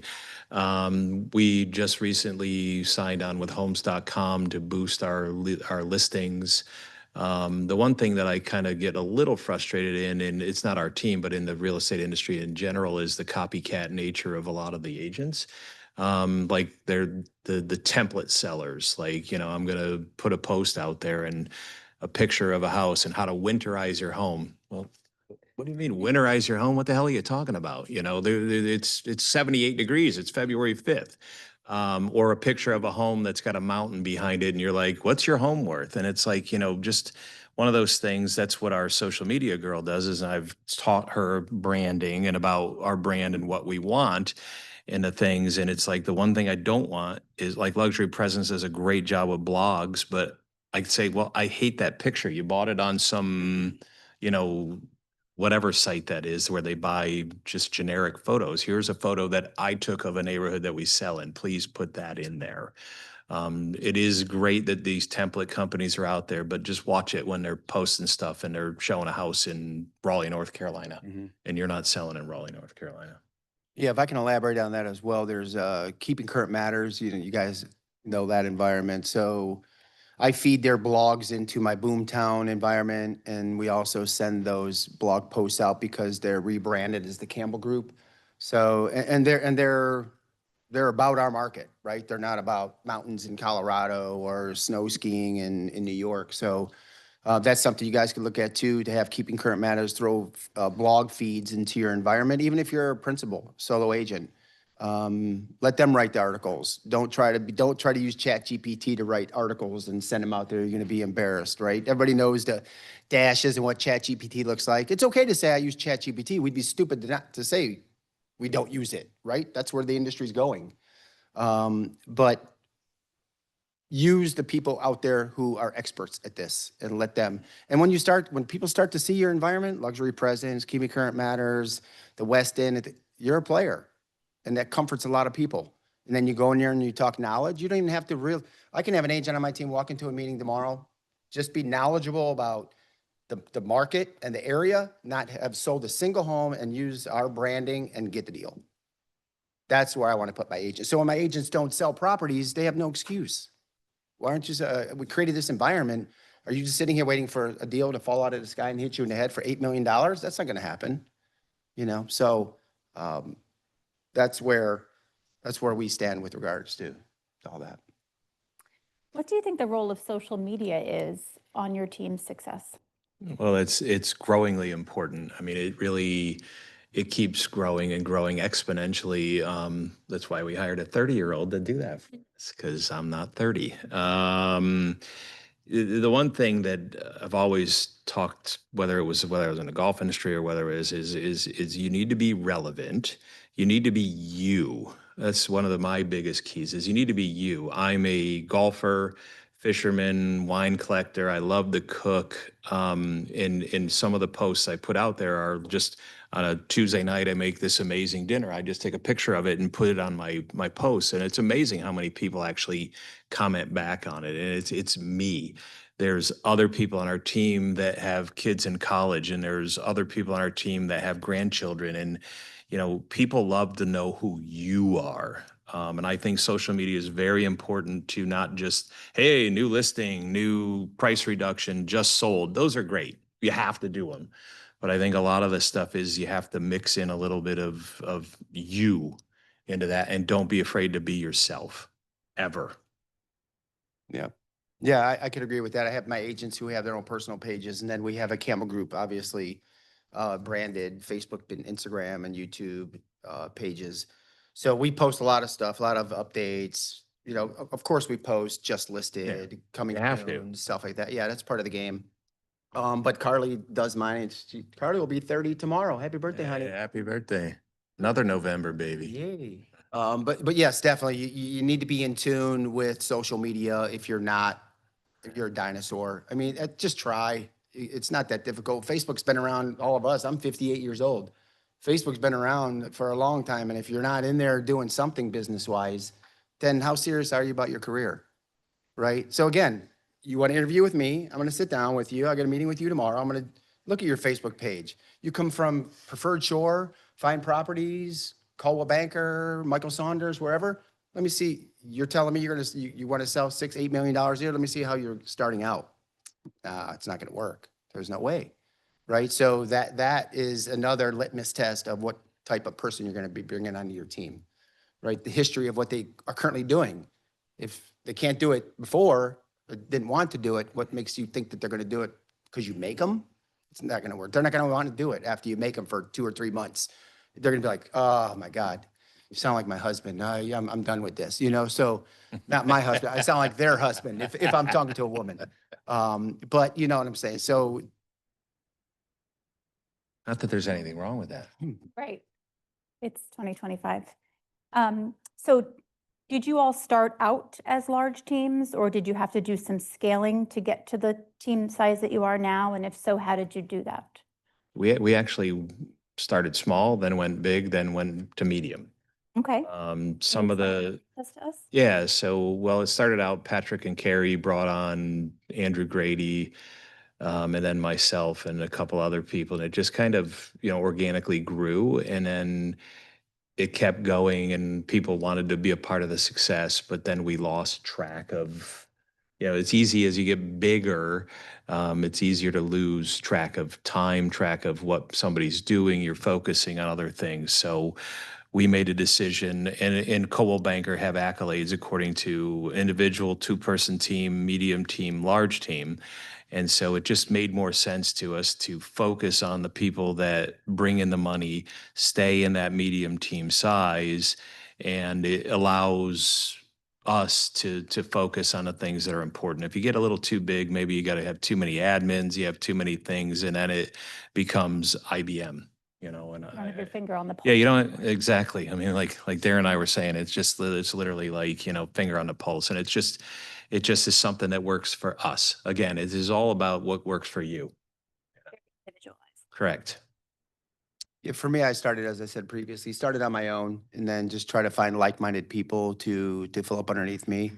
I started out 10 years ago, buyer's agent, small boutique brokerage on Main Street, very transactional, busting my butt. He was buying leads, giving them to me, and I run out there, barely even knew these people, and hit the ground running and did pretty well as a buyer's agent. I would suggest that you find people who are okay being buyer's agents at first because they work their asses off. Right. I mean, you're driving around, you're wrecking your car, you're getting flat tires in new construction, you're ruining shoes and suits and, stuff like that. So if they're willing to hustle in that buyer's environment area, they're definitely willing to hustle everywhere else. What was it 20% of the people who use a buyer's agent, 20% only use that same agent again for a buyer's agent. So if you're a buyer and you have an agent, your next transaction, 80% of what they're looking for is going to go to another agent. So only 20% of buyer's agents are retained for the second transaction. 50% of listing agents are retained for the next listing. So there's truth in saying you list, you last. So cut your teeth as a buyer's agent. I love it. Have your agents do both listings and buyers because they're going to get buyers first, almost certainly. They may fall into a listing or two through families or friends, but find somebody who's okay in that buyer's agent world. Let them cut their teeth on running some people around. Then they'll get listings. You can feed them listings. You can show them how to get listings and stuff like that. So how do you transition from a small team to a larger, more scalable operation? It takes time. It depends on where you want to go with your life and what your budget allows you to do, right? You're going to bring these people in just to grow a team from, I've always been a 10-person team. We've been 11 and 8 and 9, but we've always hovered right at 10. That's enough for me. I could get bigger if I wanted to, but if I get bigger, that means I'm going to get a call center. I'm going to have 2 admins. I'm going to have a media marketing person, website design person. I'm okay. I came from that world. I'm coming down. I'm going down this way on the hill, right? That's where these guys come in. Let them take me here. And that's a good thing about having younger children in the business is that they teach me and show me things on Instagram, Snapchat, all that where this market's going. And through those guys, and they're going to eventually take this over, and through them, they're going to go ahead and take this thing to the next level with growing a team. And if they want to take it to 100 people, 200 people, I mean, we have teams in Compass that are huge, own call centers, right? And then we have people with a 2-person team that does $50 million a year. So it just depends on what your vibe is. Got it.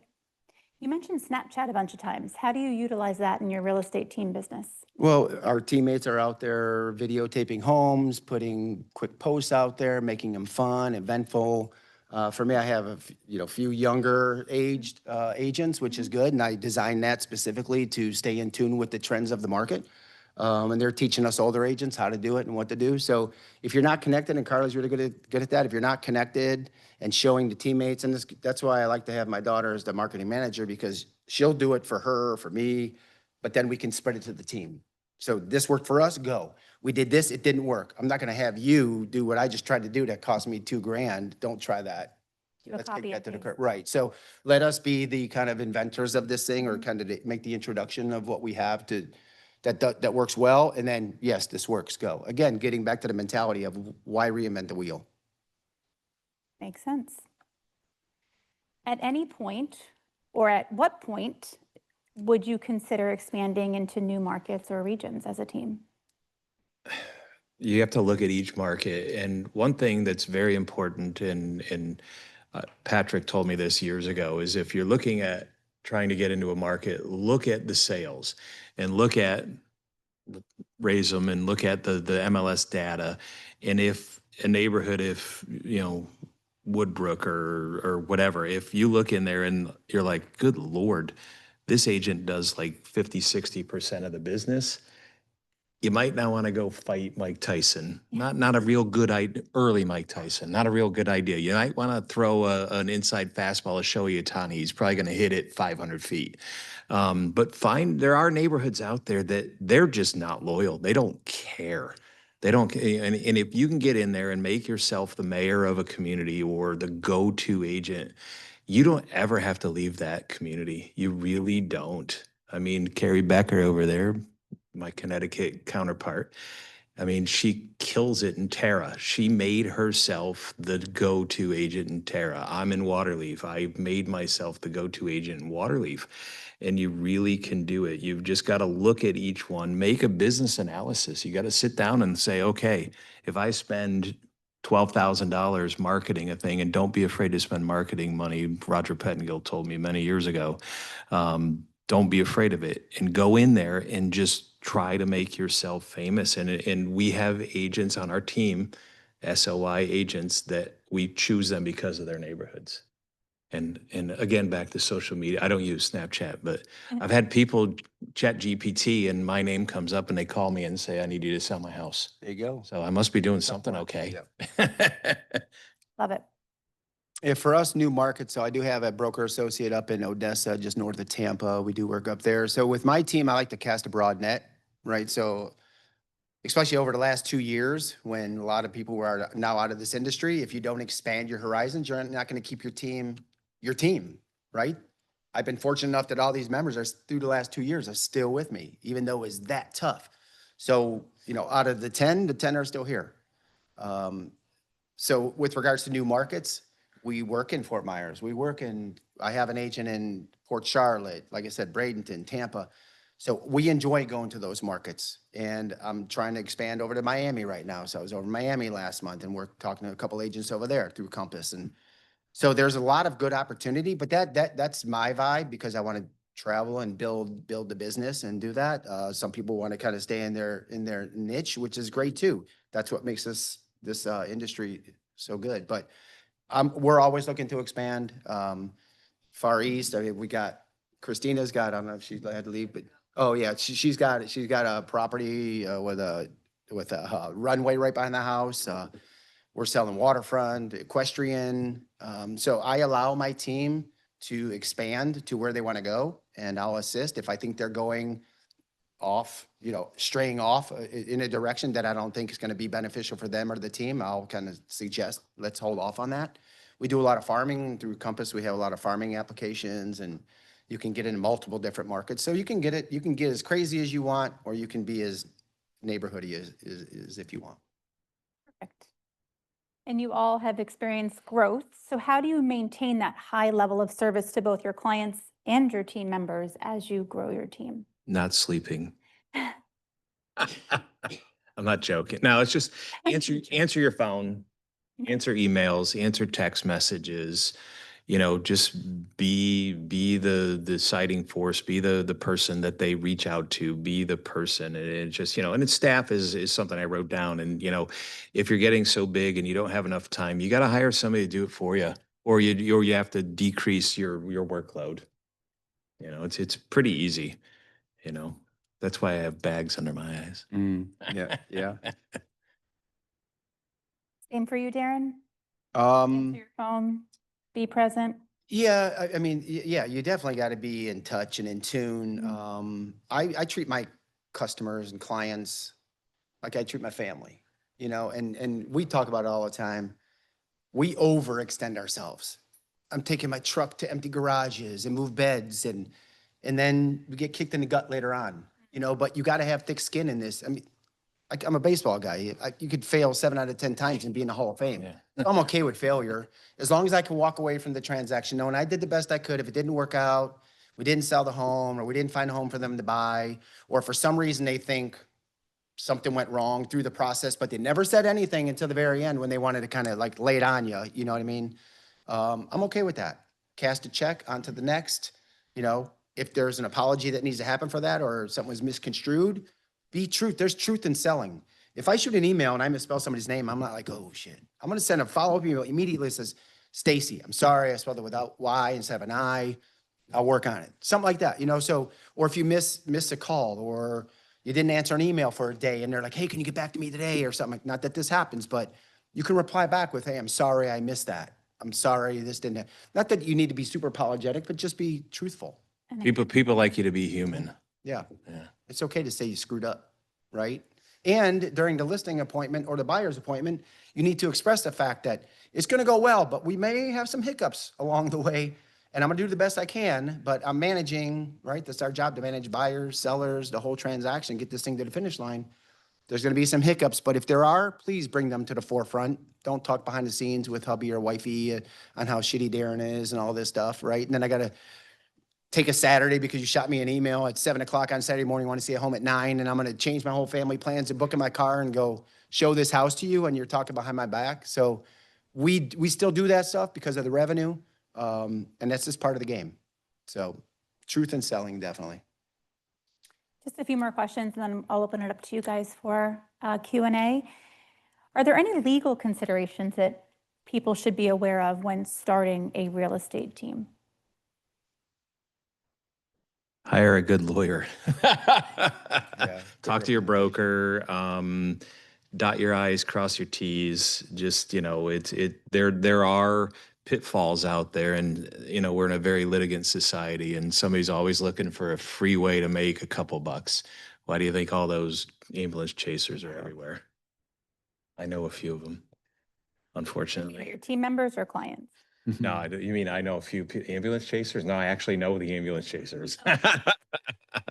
No, you just gotta, you know, keep your mind on making sure that your legacy is gonna stay out there, and somebody can't just sue you just because they're whatever. I mean, I have a good lawyer and say, here's what I need. Take care of it. I mean, it really, like I said, their intellectual property is worth the money you give them.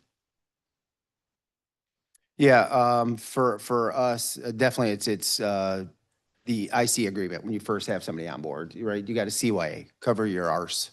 So make sure you have all the documents in line. Don't reinvent the wheel. I get financial advisor, I talk to him, business major, Michigan guy, bounce stuff off people. Hey, I'm looking to do this, I'm looking to do this. What's my risk? What's my reward, right? Talk to your counsel, ask questions. You can get hurt pretty bad in this industry. People think like, oh, you know, I'm talking financially hurt. I'm talking sued, FREC, NAR, anybody who wants to dive in, they can. So you're going to have to be careful and keep yourself secure. I don't ask my attorney, you know, how to do certain things. I ask him how I can do them legally. I don't ask, you know, what can I do? How do I do? I want to do this. How do I do it legally? Yeah, great. And that's a good business mind where my attorneys aren't business guys. Attorneys are horrible business people, right? They're not entrepreneurs unless they own their own firm. But you sit down with him and then you have him or her tell you exactly here's what I'm trying to accomplish. Show me the path, right? The least risk adverse path to take. You mentioned the IC or the contract that you have people sign. How did you come up with that and how did you set that up? It's been ever evolving. right? So you come to new things, new trends in the market, new technology. IP is big with us. Lead ownership is big with us. It's just a lot of moving parts, and you got to zero in on what's going to make your company profitable. And sometimes there's so much minutia around where you're going that if you need to have tunnel vision because you can get pulled in so many different directions immediately, right? So you need to be focused. Yeah, we just sit down with our legal advisors and just, here's what I want, here's the things that we want to protect ourselves with. I mean, I'm big into, them not being able to take intellectual property, because that's something that we've worked on as team leaders, we've worked on as business owners, that they just can't pick up their leads and just, walk out with them. And you see it a lot in sales, particularly, that, I'm taking my customers and I'm going, so you gotta protect yourself, that if, it's your aunt and uncle, hey, knock yourself out. But if we're spending money and we're getting things and you've been assigned somebody, if you decide to leave, you ain't taking those with you. So we talk to the lawyer and just say, cover my backside on that. Yeah, get non-solicitation agreement. Right, yeah, Non-disclosure agreements, protect yourself. You can go on a LegalZoom and yeah. there's a bunch of stuff there. I mean, that probably 20 years ago, is it still available, LegalZoom, I think? It's still there. I think they're focusing mostly on wills right now, I but. So there are avenues. Oh, I'm not, she had a question. Yeah. Shay has her hand up. Yeah.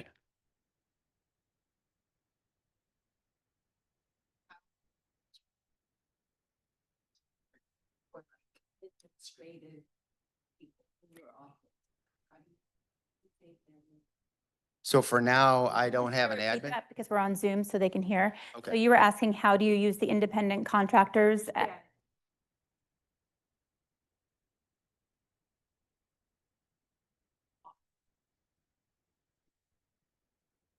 So I can answer in our situation. So I searched out somebody who is a separate entity. She has her own business. And I went to her and I said, I want you to be my person. She came from HR. She came from cybersecurity. She came from things. She's 30. So she knows Snapchat and YouTube and all this stuff that I know how to like look it up to see if I can roll my window down. So we purposely didn't. She doesn't work in the office either. She works on her own, and we talk, we call. She's on Zoom calls.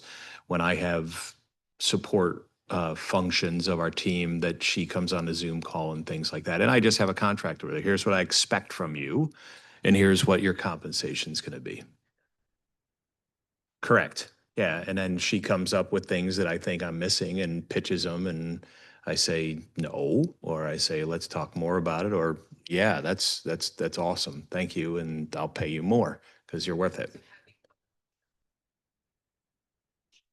Yeah, she and I have it's not really like autographed. It's just an email. Here's my expectations. Here's what I'm supposed to do. And then here's how you'll be compensated. Right. Well, she's got she gets a certain amount per month. She's actually considering getting her real estate license because she's like, oh my God, you make this look so easy. I'm like, what are you on crack? Yeah. You have a daughter, yeah. But I mean, putting you in a referral network. For us, I don't have any hires, so they're all independent contractors. And how I spiff them is a la carte, ad hoc. So an hourly rate, photo shoots, whatever the case may be. Admin work, how many hours did you work? I'm making calls on lead gen. What did you do for me admin wise? But again, you need to have non-solicitation and non-disclosure agreements with those guys. You need to hold them accountable. And I always like to have liquidated damages in when I'm dealing, again, it's corporate world, but liquidated damages when you're dealing with people like photographers. We do a lot of cinematography. If you take a look, we got a listing on Venice Beach. It's aerial photography, voiceover, all this fun, crazy stuff. But it's great, right? But at the end of the day, my photographer took like 3 weeks to get me the final third video. And because we have a liquidated damages, right, agreement that says if I don't get this in a timely fashion, my invoice price is going down 5% every week that it's late. So you're being held accountable to pay this guy timely when he wants it. But when he doesn't do the job right, what's your recourse? If you don't pay him, they're going to bitch at you. Sorry, I didn't mean to cuss, but well, what you say is we have an agreement that you're going to have this cinematography to me by this date. And if for every day that it's not to me, it's a credit to on my invoice of $300, $200. At the beginning, they're going to say, deal, because I'm good and I'll get this done. And then they fall into some stuff and you're a week late, your customer's wondering what's going on, and this guy still wants full payment when you're done. Nah, based on our agreement, I'm getting a 35% discount because here's every day you were late, minus this, obviously math. So they're holding us accountable as realtors out in this world. Why don't we hold our subcontractors accountable? We're their client. How come I got to hold my client to the utmost standard, but my vendors want to treat me like crap? No way. No way. And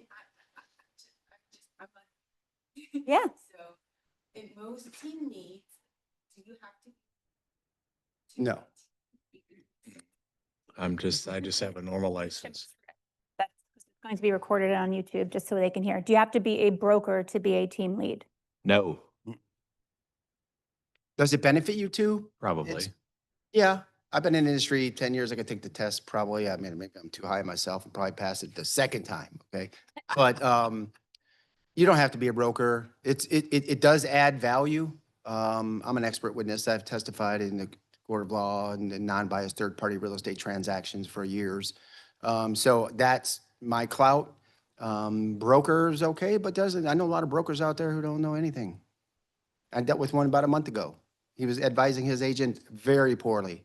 And I had pulled Laura in and I said, baby, you two guys need to get together and handle this. And it could have been a FREC violation, but we figured it out, went separate ways, and we closed the deal, and they went their way and we went ours. But and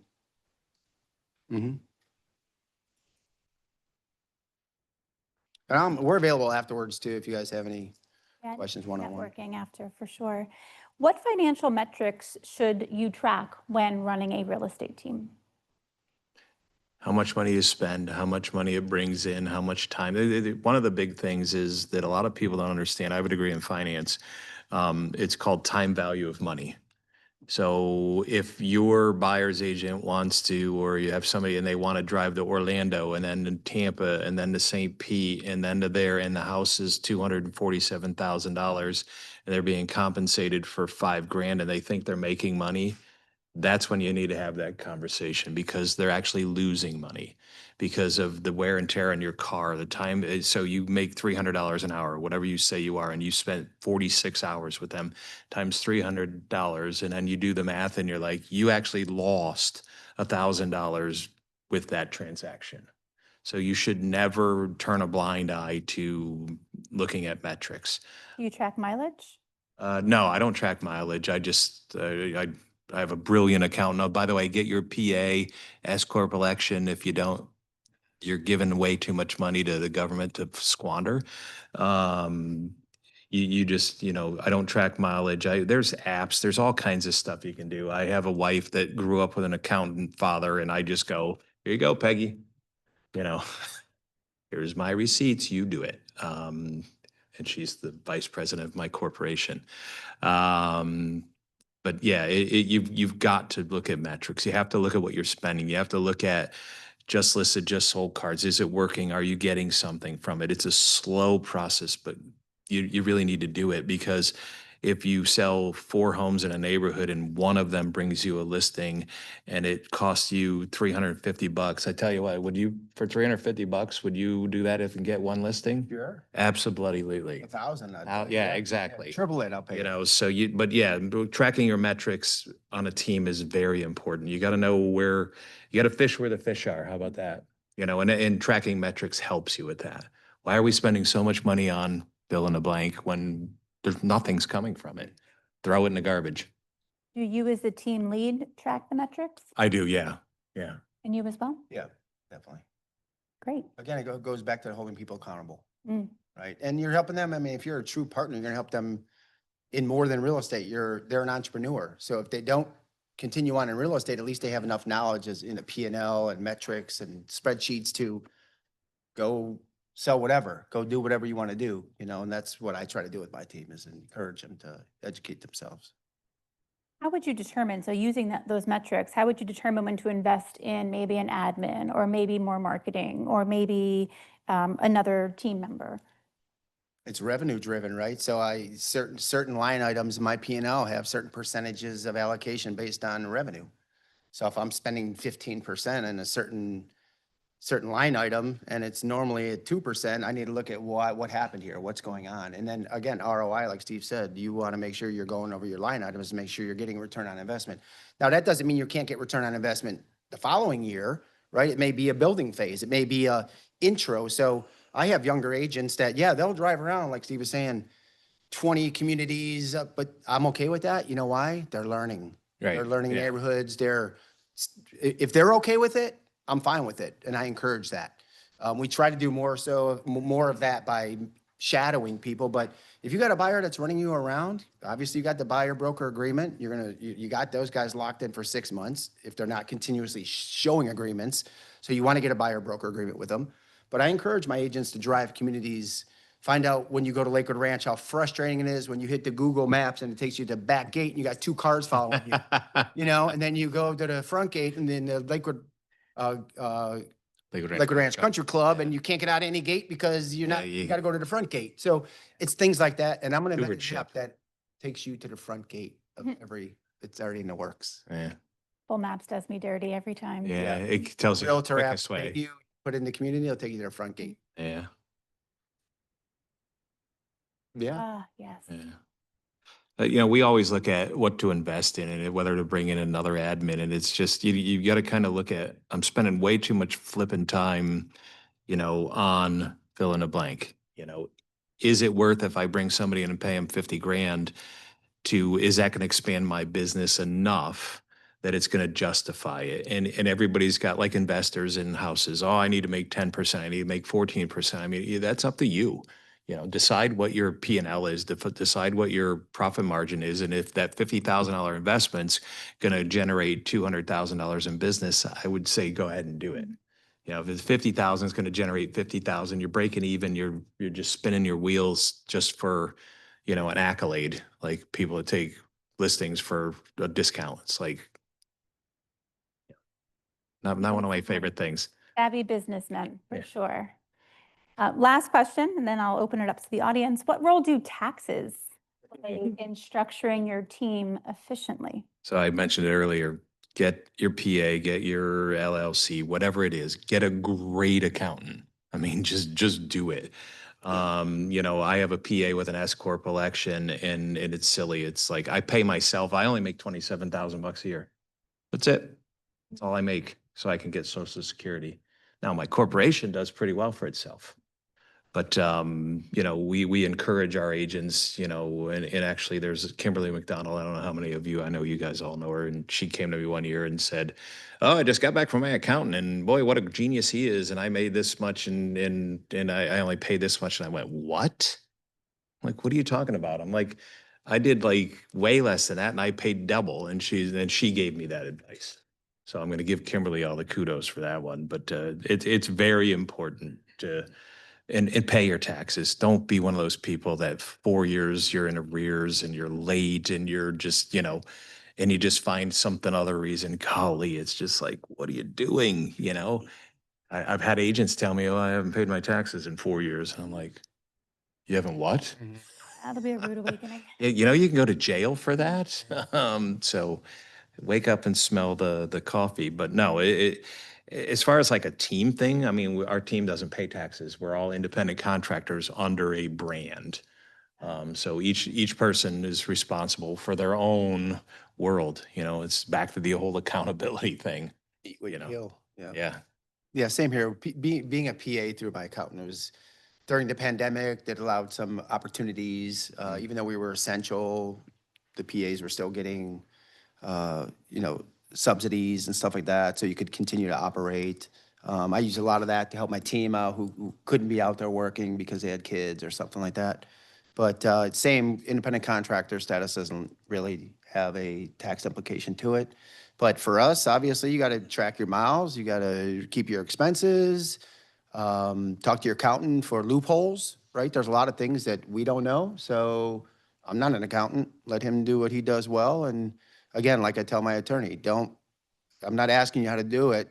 I want you to tell me how to do it legally, right? Right, Don't tell yeah. me if you were in my shoes what you'd do. I want to do this. How do I get it done? Yeah, with an S corp election, one of the genius things is there's the medical savings account MSA. You can put like $5,600 a year into it as an S corp election, and the government can't touch it, and it rolls over. Now, if you ever, it's kind of like a 1031 exchange. If you ever shutter your business and you take it out, then they can whack you. But unfortunately I've got to go have glaucoma operation. That's a lot of fun. But yeah, it just comes out of that, and it goes away from your income, and the government can't touch a dime of it. It's genius advice. Mhm. Thank you guys so much. Sure. Thank Love you. to open it to all of you. Any questions for Steve or Darrin or both? Yeah. Mhm.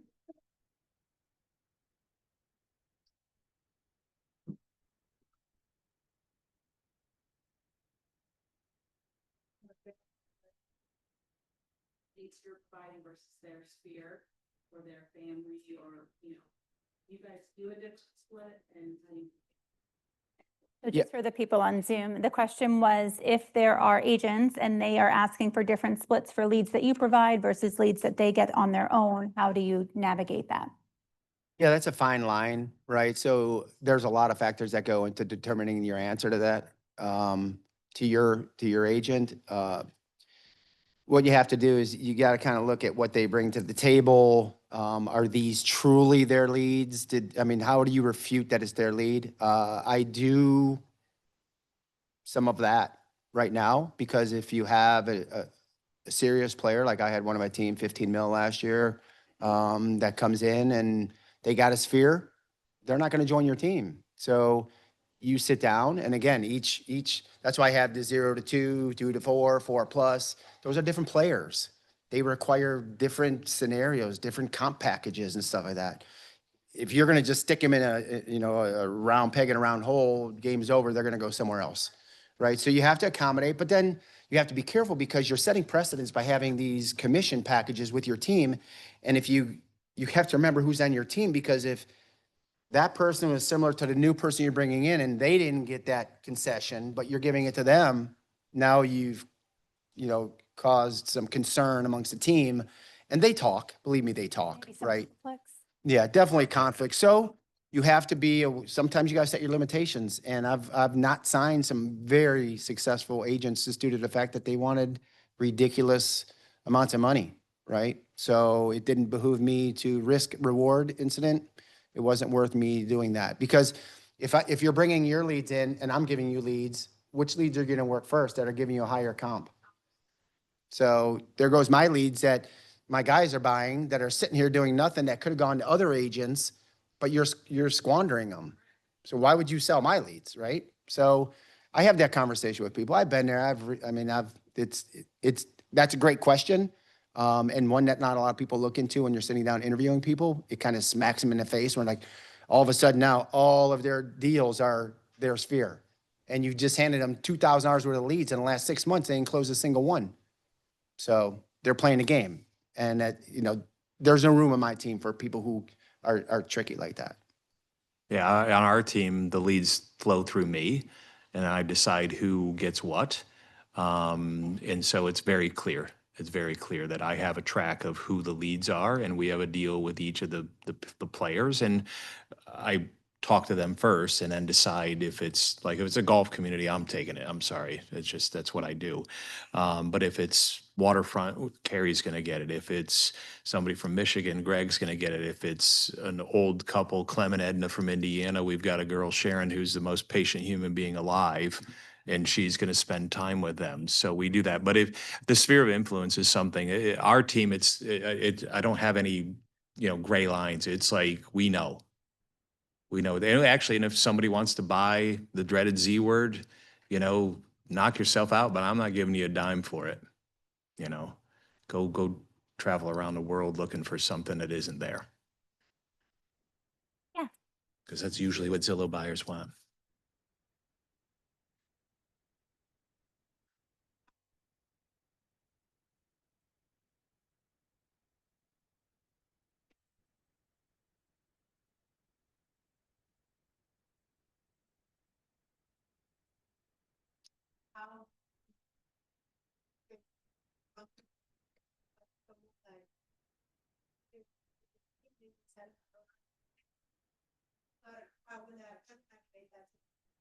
So the question for those on Zoom and the recording is, if you do multiple transactions with one client, or you're representing the buy side and the sell side, do you discount your commission? So that's a personal conversation you need to have with your client, right? Some people don't care. Some people appreciate the fact that you're busting your butt for them and they're okay, you making your money. That's what you do for a living. I mean, I don't walk into my doctor's office and go, this is the 80th time I saw you. Can I get the surgery for half off?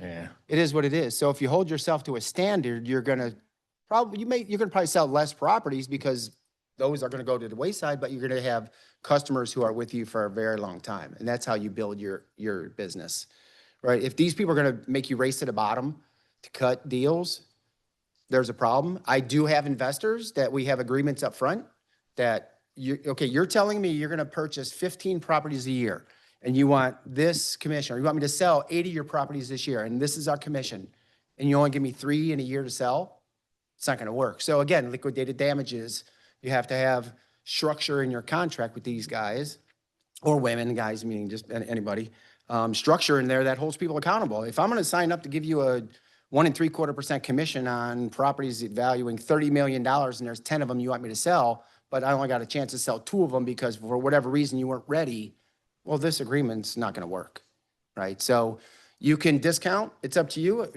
I don't know where your lifestyle is. You could be in a position where, oh my God, I gotta make my car payment tomorrow. I'll sell this house for 1%.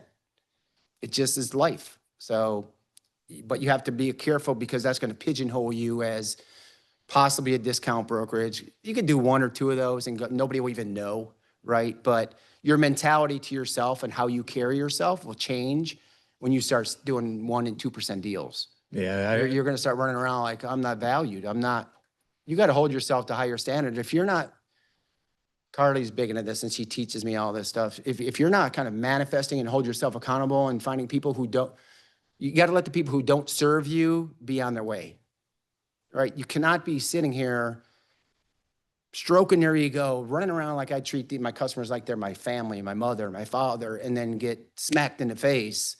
Your morality, your self-worth, right, is gonna go down, right? It's just like being in an abusive relationship. That's not where you want to be. I want to be around people who enjoy my service and who love me for who I am and appreciate my team and the knowledge that I have and that technology and the fact that you got this home at, when it's on average 6% off of list, and I got 9 and 12% off list. And look, you just walked into it 20 grand of equity, right? So you can navigate according to your lifestyle, but I would suggest holding yourself to a standard unless the volume is there and it justifies that reduction. Yeah, I'm a big believer in premium product equals a premium price. I mean, look at Caymus wine, for example, or look at Mercedes. I mean, you're buying it because of the brand. If they're calling you and asking you for that, they trust you, they know what you're doing. Have people come to me with that? Absolutely. And I just say, listen, I've wheeled and dealed like crazy with things, but let's wait until the bullets start actually flying. If you want me to represent you and you're asking me for a discount, so when somebody comes in and offers me 50,000 less to your house and I need to go on a cruise, I'm going to be the one going, this is like 17,000 in commission. Oh my God, I better take it. You don't want that person representing you. You want somebody representing you that understands the value of your home, how we got to this price, and how to properly market it. So that's why I'm commanding what I command. Don't, you're going to go, if you're somebody that goes into a restaurant like me and says, the first thing I say, do you have Coke or Pepsi? Coke, great, give me a Diet Coke. Pepsi, I'd like an unsweetened iced tea with lemon. That's what a premium brand does for you. And that's what you've got to have that. And I always say people are offering a discount are worth the discount they're offering you. Mm-hmm. Yeah. You got to have a little bit of moxie. Yeah. Hey, Carrie. Thank you. Thank you. Thank you. Thank you, guys. I'm sure we're going to be seeing all you guys out in the field. Eventually, we'll cross paths, definitely.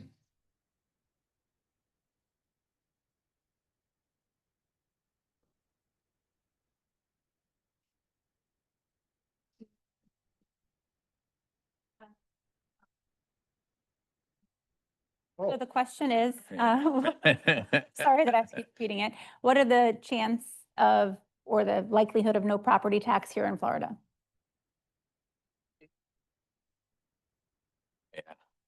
Property outright, why should you have to pay taxes on the land still? Correct. And usually if you're staying in your home that long, you've paid it off that long, which is, yeah, people have a lot of money to pay cash up front and be done with it. But the majority of the people are paying over 30 years, right? And they're going to sit in their home for 30 years. They're not going anywhere. Why should they? They've already paid the or non-ad valorem. Yeah. valorem, So yeah. they've already taken care of all that education and stuff like that. So why should they be suspect? Plus it's going to drive Yeah. our buyers, our buyer pool, right? Yeah.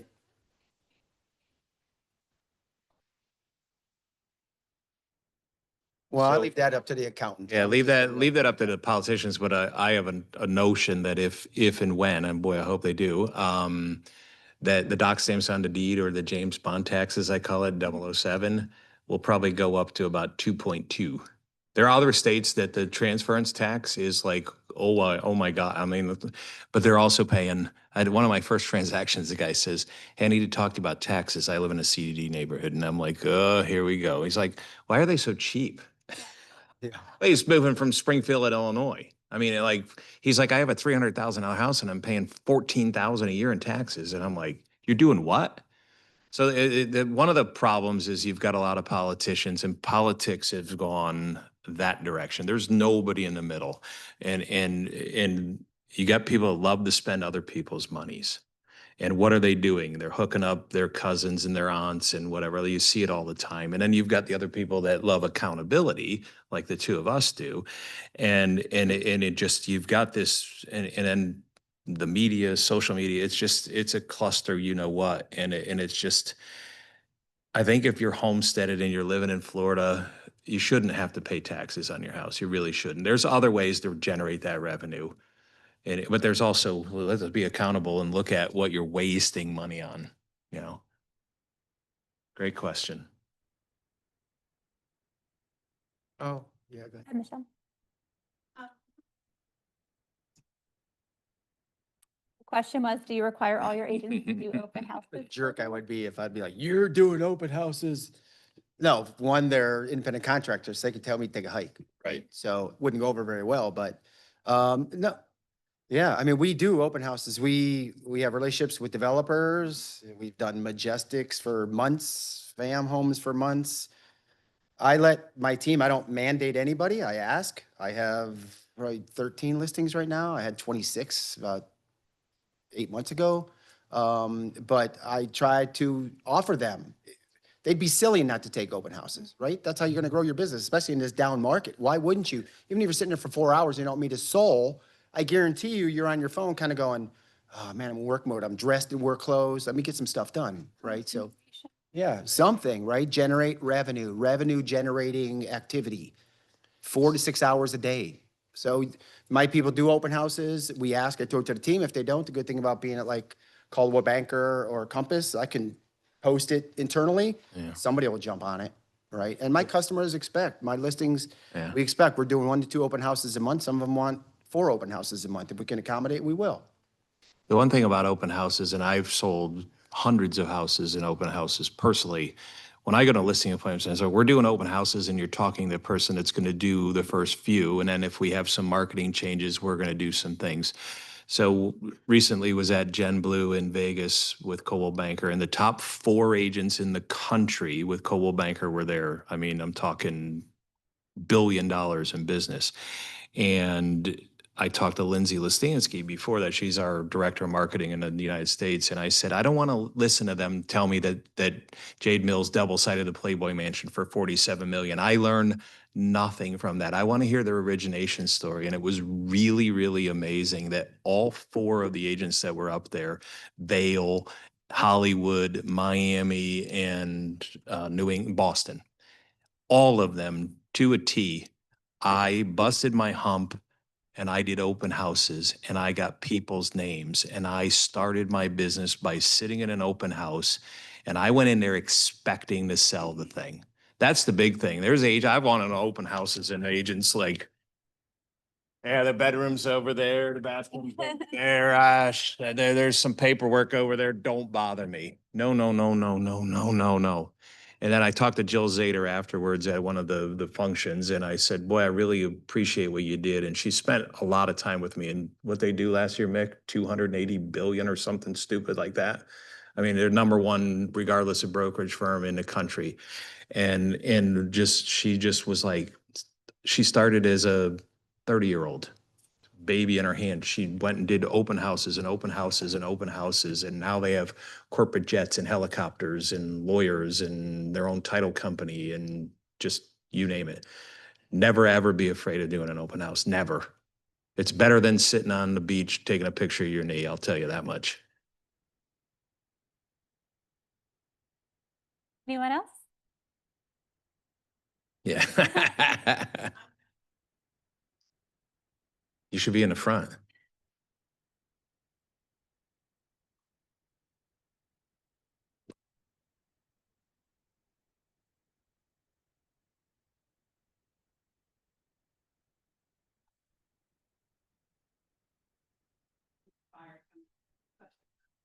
So the question is, what is the best way to present the buyer broker agreement for someone, especially if they're coming from out of state?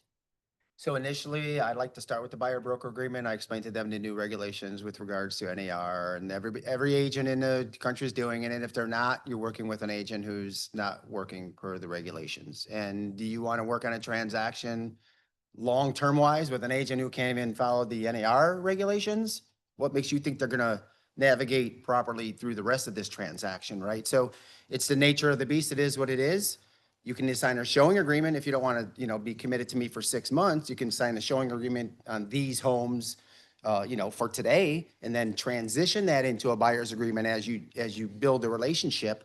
But I always strive and teach my team to strive to get the buyer broker agreement signed first. We don't do any early termination fee. It's a 6-month. If you explain it enough and you explain to them that everybody in the country has to do this, and that if you're working with somebody who's not, they're not one, a licensed realtor, and two, they're working in a suspicious manner, it pretty much opens their eyes. If the more you make it not a factor, the less they're gonna make it a factor. Yeah, you definitely use the NAR thing. Actually, there's a few states that have been using buyer broker agreements for a long time. Connecticut, South Carolina are the two that I know of, but Colorado as well, yeah. And it's just and he hit the nail on the head. It's like NAR rule, legal. I'm not cutting corners. I don't want to be fined $2,500 or whatever it is either. I don't know if anybody in here has ever been brought up on ethics or fined or whatever it is, but I'm sure it's no fun. So and there's, what is there? Golly, there's what, 8, 10 of them now? Showing agreements, one property agreement, multiple property agreements, area agreements. Anybody that tells you they can sell you a house in Pensacola and Key West and they've been there because they've gone down to Sloppy Joe's and gotten wasted, I don't think they know Key West that well. So just avoid that. But just be candid about it, and let them know that here's what we have to do per the National Association of Realtors. And they'll be like, oh, okay. And don't try to get a separation fee, like Darrin said. Just, hey, if we don't get along, then move on. It does protect you against people walking into builders and signing a contract, and then you go in and say, I need to be paid on this. And then they go, oh, well, you weren't here, tough luck. And then you go, I guess tough luck to you.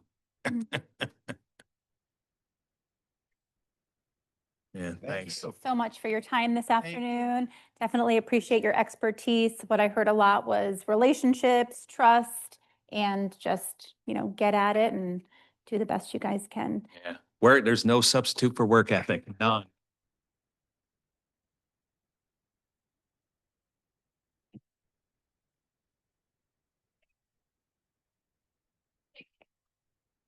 Thank you. Be with us. Thank you to Jennifer. She is going to be our 2026 chairperson of the Professional Development Committee next year. So she'll be the one helping bring these kind of programs to you for next year. So we hope you find this very beneficial and that you'll be back in the new year to join us for a lot of exciting things we have planned. I think the gentlemen are going to stay for a little while and have some wine and cheese with us, so you can ask them any questions you might not have gotten to ask them during the session. And thank you to Jennifer, Darrin, and Steve once again. Thank Oh, you. yeah, yeah. Please stay first. Oh, we have a drawing. I'm sorry, I'm sorry. Like touching back your Oh. phone in a little. Jennifer Young, no. Mike Curtin. Oh, we're putting them, you in here. Right there. Thank you, Tice.